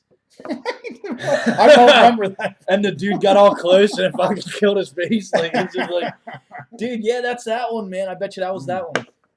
Yeah, he turned the lawnmower up on its side and turned the two blades that were spinning. He turned them into titties, and this dude got amazed. Oh, so he was staring at it, and he got real close and it fucked his face up. It killed him. The thing about titties, don't stare at the sun. Yeah. That's like an old joke. That's like an old joke I heard one time. That's what people always say. They said, the priest, the girl got her tits out, and the priest says to the choir boy or whatever, "Don't look at it, you'll go blind." He goes, he goes like this. He goes, "I'll risk one." I say it because she'll catch you.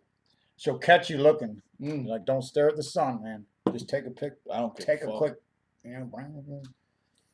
Yeah, if you're gonna wear something crazy, and that's a whole topic right there. Yeah, if you're gonna do that, then I'm gonna look. I'm sorry, I'm not gonna bring it to your attention. I mean, you might. I'm not gonna try it. In a way. Look, if you look at me staring at your titties, take it as a compliment. At least somebody's looking. Unless you're look like some kind of serial killer. I don't even care. I don't even care. You know what? Afterwards, I'd be like, her face isn't all that good, but she had a butterface, sit of tits or something. Whatever. No, but I have an issue with the way girls dress now. Oh, I do too. And I'll say this to a guy, and they'll be like, "I don't mind." It's like, yeah, you're not looking at the whole picture. Like, do you have a daughter? Do you have a daughter? So you fully understand what I'm saying. The way they dress. Like in the '90s, they'd wear like fucking baggy sweatpants and shit, and that was a cool look. Yeah. I thought now I'm like, what the fuck? Like, you look like a prostitute. Yeah, when you have kids, you'll literally stop looking at some of the photos of chicks and stuff that Yeah. you would look at before. Yeah. Not necessarily because it's like degrading to the woman or they're like titties are hanging No, out it's or 'cause anything you like realize that. It's just, you're that's like, a- dude, my daughter's gonna be that one day, Yep. and there's gonna be motherfuckers just like what I'm doing right now, looking at her. And I know And why. I don't, but I can't control that. I can't control that whatsoever. I just gotta hope that. At least you could wear some standard clothing, some modest clothing. Well, you know, I guess that's your choice. That's whatever. Like I used to fucking wear goth shit and paint my fingernails Yeah. black and have eyeliner. I'm sure someone was like, "That's fucking dumb." yeah. I'm sure a lot of people thought that. Everybody probably thought I was stupid. I look back Whatever. at it and I was like, no, that was cool. I liked it. That was cool. Yeah. Fuck it. I did that at that time. Fuck it. You know, Well, I always said, you know, everything I did was cool because I did it and I wanted to do it. That's why it was cool. I It makes obviously sense. thought it was cool at the time. Otherwise, you Okay. wouldn't have done it. Yeah, exactly. What the fuck? Yeah. I skateboarded. I skateboarded not because I wanted to be cool skateboarding. I skateboarded because I wanted to learn skateboarding. But people always called me poser and stuff because I couldn't do the tricks they could do. Well, I'm sorry. I don't have 10 friends that I hang around with every day that does the same thing. You know? I mean, I did, but we didn't do that. In the area we grew up and everything, it was actually a form of transportation. Skateboarding was a big thing. Once I got old enough, all right, I'll reiterate. Once I learned how to skateboard good enough, that's when, yeah, I used that as a form of transportation no matter where I went. Because I used to rollerblade, and that was a form of transportation for me. It wasn't like I want to do tricks. It was like I wanted to get to Shag's house quicker so I could start partying. Isn't it funny how that works? Mm-hmm. It's always like when you go somewhere, the trip home's always faster than it was to get there. It's always feel that way, you know? When you go to like, you'd go on vacation to like the beach or something. It seemed like it'd take forever to get there, but then when you're leaving, you wanted to go home so bad that it just seemed like it was right away. I know. You're home already. It's like I've been away too long. I want to get back to my comfortable room. It's almost like a form of sickness, like home sickness. Yeah, but you don't get it. Like you don't. I don't know. I don't ever necessarily like think about it. You know, oh, I'm homesick. Oh, No, it's just you've been out there too long. Like, cause let's say you went to the beach. It's like for me, it's like I'm, probably for you too. It's like I'm sunburnt. You know, I'm tired. The sun made me tired. I'm sleeping half in the middle of the day. Yeah. And it was a blast. It was a great time. We killed some brews. We went fishing. We went swimming. Now I want to go home. Yeah, I know I have to go to work in like a day and a half. You know what I mean? Yeah. That feeling. You're like, I'd just rather go home now I and need just sit there. I need I just to wanna rest. sit. I need to rest before work. I need. How's my wife put it? My wife put it. She says, you got to decompress everything you've done over the weekend because it was so much. Jim Pressel show.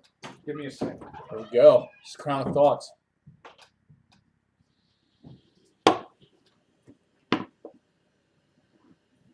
That's how it works. I'm a professional beer taster. See? I'm just a taster. With a coaster and a wolf pump.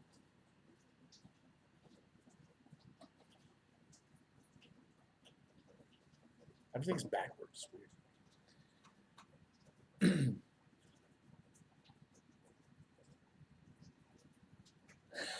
Try and make it look like it froze.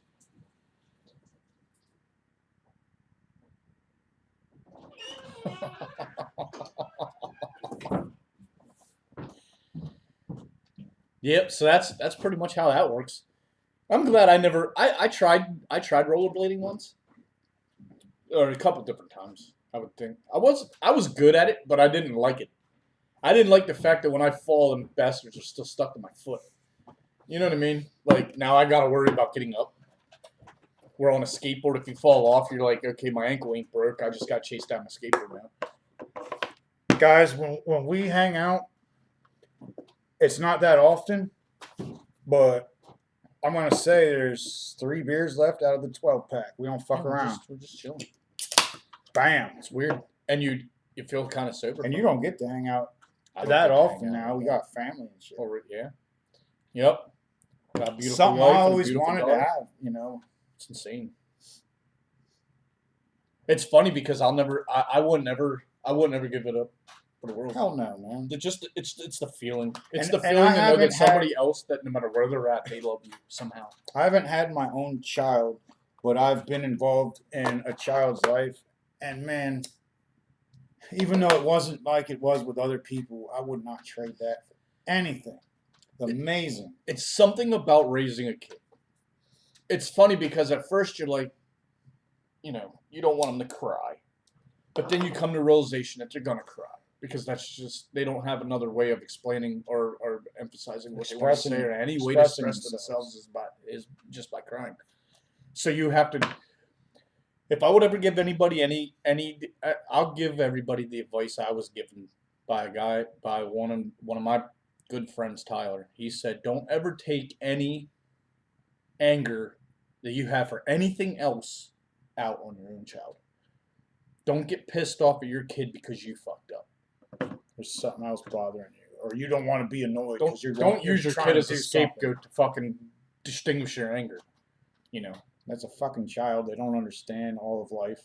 I've you know what? That's probably one of the best things I was always told. I was told. I was only told it once, and I tell you what, that seeped through me like fucking syrup, man.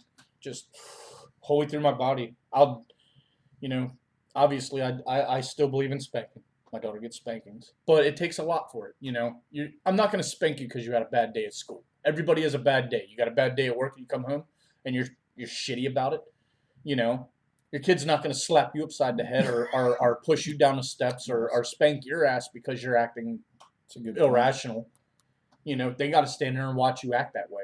When in reality, you don't want them to see you act that way because that's not the way. You don't want them. Okay, my biggest thing is not to allow my daughter to endure the ways of the world before she's able to comprehend it. So what's that like? Like when I get real upset and I'm in a bad mood and I'm the only one here. Like, do you like try to go to another room and like or you don't have that option or whatever? Like you got to let that go You on literally, your own without them taking any of it, absorbing any of it. the best part about it is having somebody else there, like with my wife. Um, I'll say, uh, you know, I'll just get to bitching uh, with her, And okay. not at her. You know what I mean? We'll get into a conversation and we'll have a good conversation. So we'll go back and forth about our problems, our bitching right now. So then we bitch, we vent each other, and then we're done. You know what I mean? It's over for that period of time, however long it would be. I'm till the next starting to time happens. understand that. And It's weird. I don't know how to. She don't like anyone to fucking know about her or any be on the spotlight or any social media.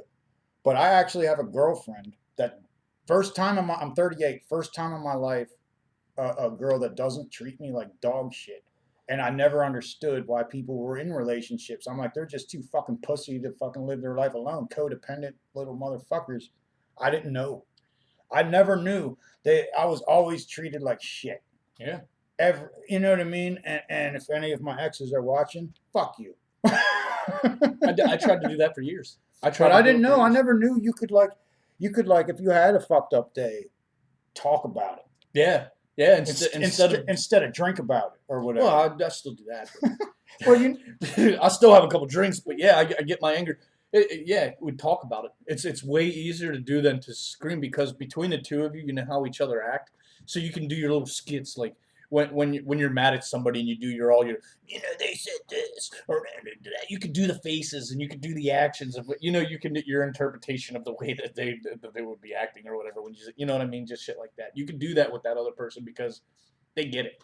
You're that fucking that's a problem for you right now in your head. So I'm like that. I act out. So I pretend to be that person if I vent on about something or someone. I can't just be straight faced and say, you know what, I have a problem with this, that, or whatever. I can do it with you. You're my friend, so it's easier to do it this way. But when I'm with her, I can express myself a lot more. but I'm never around. Yeah, see? Well, it ain't my fault. You got a license and shit. You come up. You're never around, man. I'm always around. I'm here. You'll know it. When I die, a big blue flash will flash on the earth and everybody will get taken away.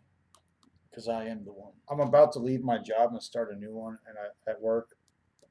I joke around. I'm like, you guys are all gonna miss me for 5 days, and you'll forget I ever existed. Yep. You know how it is at work.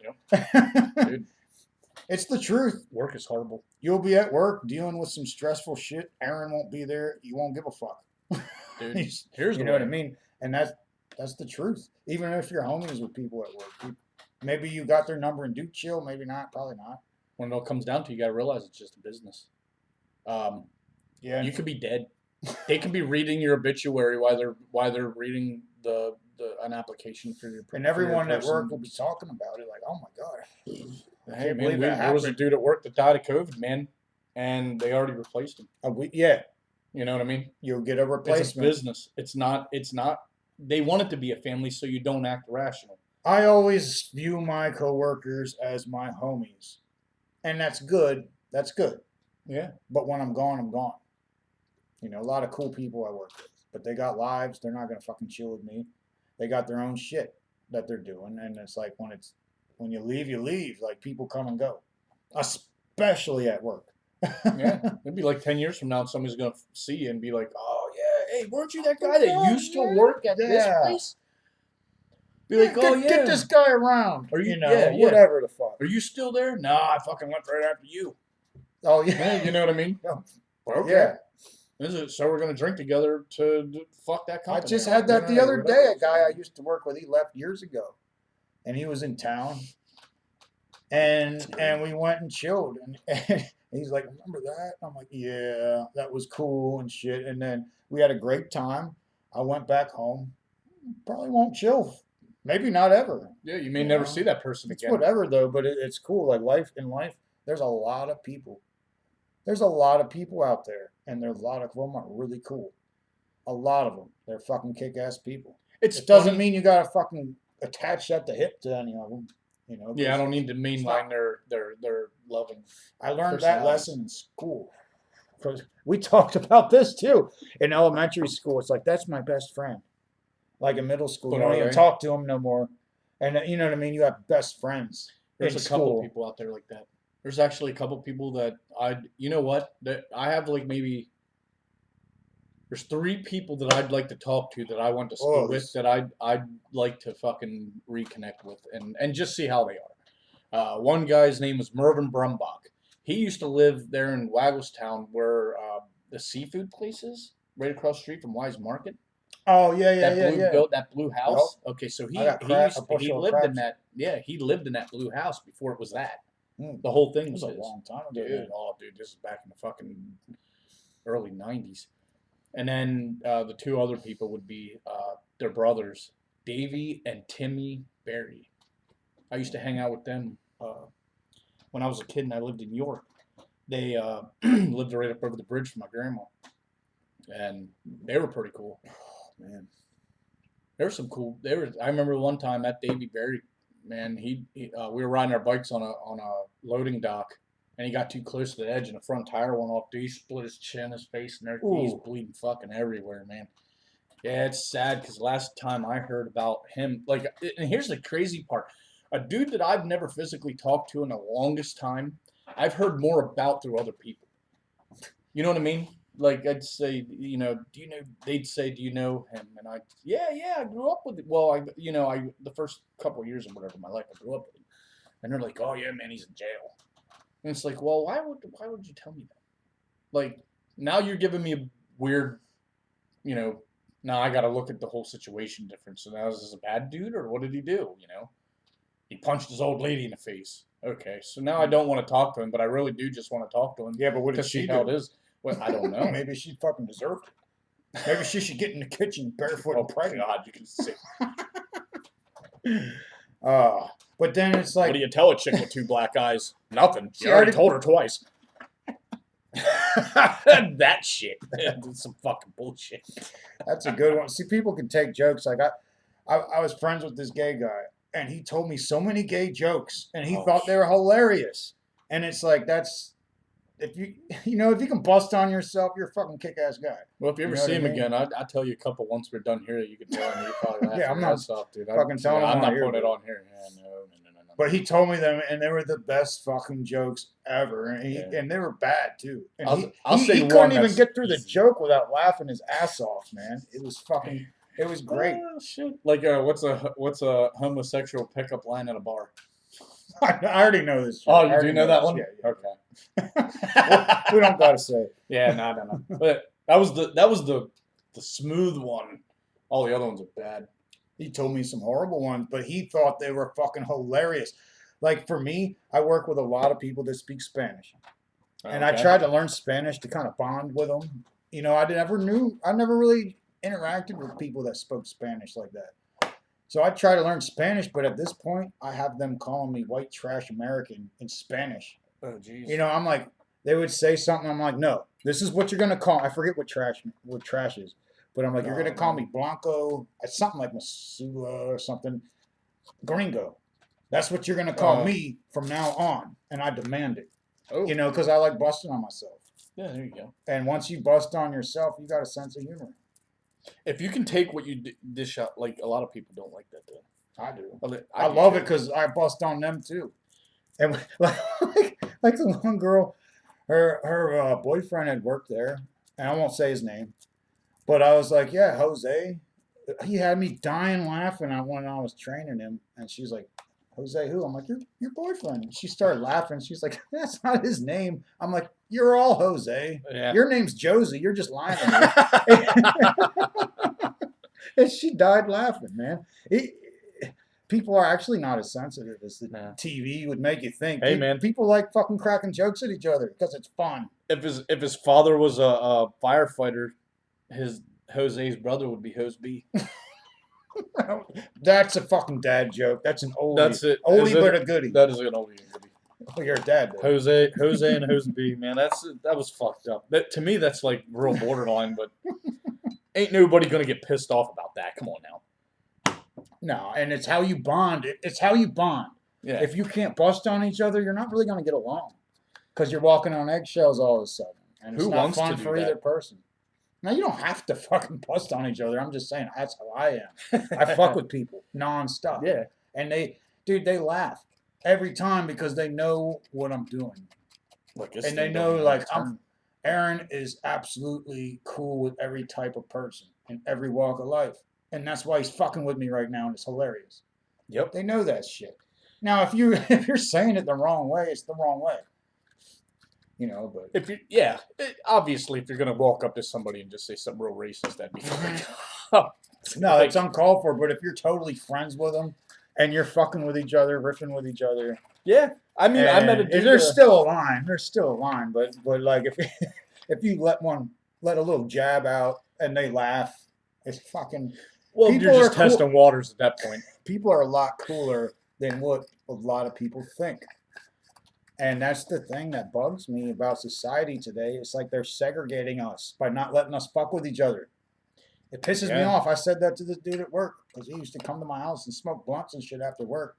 And we were talking about whatever today and shit. And I was like, dude, I get what you're saying, but what I'm seeing from my point of view is that me and you can't fuck with each other. I'm afraid I'm going to say something wrong. And he's like, dude, I never thought of it like that. And I'm like, yeah. You know, and I don't think about it from your point of view because I can't. You know, I can't. I think that's the hardest part about society. Empathy. Nobody can really put themselves in somebody else's shoes if they haven't ever been in that situation. They all expect you to, in some way. Everybody thinks they feel like they're.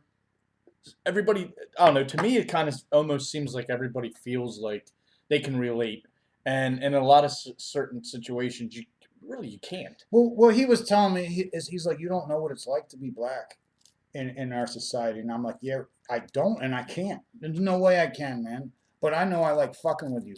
Yeah. And I know you like fucking with me. And because of the way society is, I feel like I'm walking on eggshells, man. And I don't like that. And he never thought of that. Yeah. Because that's my perspective from being a white guy. And he's like, dude, you're right, man. Yeah. But there is this. I'm like, oh, yeah. And he did say some things where I was like, damn, I actually never thought about that. And damn, dude, I never even took that into consideration and shit like that. But it was mad cool. And we had, because he was my friend, he allowed the conversation. that I could never have with someone else. That's always the best. You got to form of it. communicate with each other, man, or you're not going to get along. I always like what you were saying. Like, I get what you're saying. Like, you don't know what it's like to be black. I don't. But No, yet- I don't. Of course I don't, man. But yet all right, I didn't want it to sound like that. That was weird. But the No, person no, you're but- speaking to of color doesn't know what it feels like to walk down a neighborhood that he's so used to walking down without any problems for a person like us and be scared of it. You see what I'm saying? Yeah, because when I walk down New York City and I'm chilling with motherfuckers, it's like sometimes I'm the only fucking white dude, and it's like that's fine. Yeah. That's fine, but they fuck with me. They bust on me and shit. And I'm like, I laugh. I think that's hilarious. But maybe it is different. It is actually different. You know, Well, because that dude can walk down my- the street and be fine. Hey, what's up? Well- Hey, what's up? well, Hey, my, what's up? my Hey, what's up? And then- grandparents were never shit on, and they were never talked down to in that way. And so there's something I don't understand. But what I do understand is I like this person. I like this motherfucker, and I like fucking with them, and they like fucking with me. And Yeah. I don't know about history and all that. Yeah. How it was I like put this and that. history. I don't forget it, but I put know it- you're a kick-ass fucking dude, and it's like you. If I can't fuck with you, like remember back in the day, because you have gout, and we used to bust on you and be like, "Yo, motherfucker, I'm gonna kick you right in the gout." Yeah. I don't even know what that means, but you thought that shit was funny. You would almost have to be like, where's it at? Where's it at right now? Where's the gout Is located? it in that knee, that foot, that ankle? Is it in that I'm gonna toe? kick you in it though, wherever the fuck it Yeah. is. Let me know, and I'll let you know. And so that's a thing. And I think we do all get along more than what the fucking news says. I think we do. I think your average person, if you turn that TV off and you walk around your normal life, people all get along pretty much. And the TV takes little situations that aren't normal, and they blow it up as if that's how everything is. And it's like, Well, it's news. they want ratings. It gets attention. Yeah. It sells. Yeah. But it's not, man. You know how fucked And up there are a lot of things I just won't ever understand. I just won't.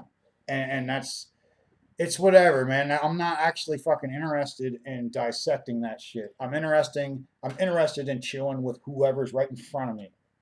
And that's the thing. And That's even if it's what just it is to yourself, me. then it's what it is. You know, Like after this episode, I'm gonna kick you in the fucking gout. that's fine. Kicking him in the cow. I don't know what that means. We remember that though. We used to fuck with. But Jim, Miff's calling. But I fucking don't 20 years remember later, that. I'm still with her. Now she texts me. Now you got a healthy relationship that I know nothing about. 20 years? Like I have friends that were in long-term relations, even 10 years. I'm Dude, like, what I've does that been- mean? Yeah. My longest relationship was 3 years. Realize And it was I've been 3 with years my too wife many. since I've been with my wife since before the towers dropped. That was in high school. Yeah. Yeah. And so something about it made it last. You guys get along, you're a team. Yep. Well, we're a team. We're gonna take over the world together. That's You're gonna subcontract a bunch of FBI agents to fucking just do whatever. murder anyone that don't believe what I believe. Mm. No. Well, you ain't seen Oob in a while. Obe was a No, I'm just. I did not murder Oob. yeah, I don't like Obe's talking out there. about friends, but him in particular, man, he Oob's was a good dude. I remember back in the day he was real artistic and he was real Dude, that mad guy cool. used to fucking And not people- read. The guy would not watch TV. He would read books Yeah. constantly. Then we did 16 hits of acid in one weekend, and after that, he didn't read books anymore. He wanted to get high. One life and choice it's though. just Don't, you know fucking- what I mean? You can make a bad choice for I swear 16 it was hits, them. man. That must have been We fucking both did it. insane. Yeah, I don't know if I ever came back. Whew. I don't know if I ever came back. I took a 10 strip once and laid in the grass and stared at the sky for a day and a half. The sky was exploding on me and shit. I Yeah. couldn't speak. Yeah, Yeah, it took us. People were like putting their hand in front of my face. Are you all right? I'm like, get your fucking hand away from Dude. me, man. Holy shit. It took us an hour and a half to walk 20 minutes. I bet it did, man. It did. It took us an hour and a half to walk across one field that would only have took us 20 minutes to get to Matt's house. And it took us that whole fucking time to get over there, man. Because we stopped like every 5 feet to roll a joint, drink fucking some beer or whatever we were doing. Hell, we were Let like your head kids, catch up to you. Fucking whatever, dude. Yeah, we were walking and our legs are in front of us. Yeah. Fucking, it was I wild. know exactly what you're It was talking wild, about. man. Fucking crazy shit. Oh yeah, I mean, I used to go to some. Used to go. I went to some of those hippie festivals. Insanity. Yeah. Fucking awesome. I've never actually ever been to like A little bit hippie intense. festival. A little bit intense, but I not. At the end of the night, I slept in my suitcase. I like crawled in it like this and zipped it around me and just sat there shivering. You're lucky. I was that fucking. You're lucky fucked nobody fucking picked you up and wanted to roll you down a hill or something. up. You never know. I was Fucking gone. crazy said I was gone. Hell yeah. I was I would have somewhere been else. gone too. I was somewhere else, man. Ladies and fucking gentlemen, Crown of Thoughts, Jim Pressel returns. Returns. And I'm pretty sure he'll be back again because you guys will demand it. I do things. Episode 5, Season 2. And if I rearrange this shit because I get kicked off of YouTube, it might be a different. We didn't say nothing to Episode. get banned this time. Nope. Nothing. I could do it real quick right before we stop the shit. No. Jim So right here Pressel. at the end, I'll just say I don't like commies or something. Fuck Tommy's. Jim Pressel, a.k.a. Skeet Rez. Aaron, a.k.a. Double A. Deleted fucking souls. Or just Aaron and Jim Pressel, as we are now. You guys have a good day. This episode was sponsored by everything and anything you can fucking imagine. And once again, go fuck yourself.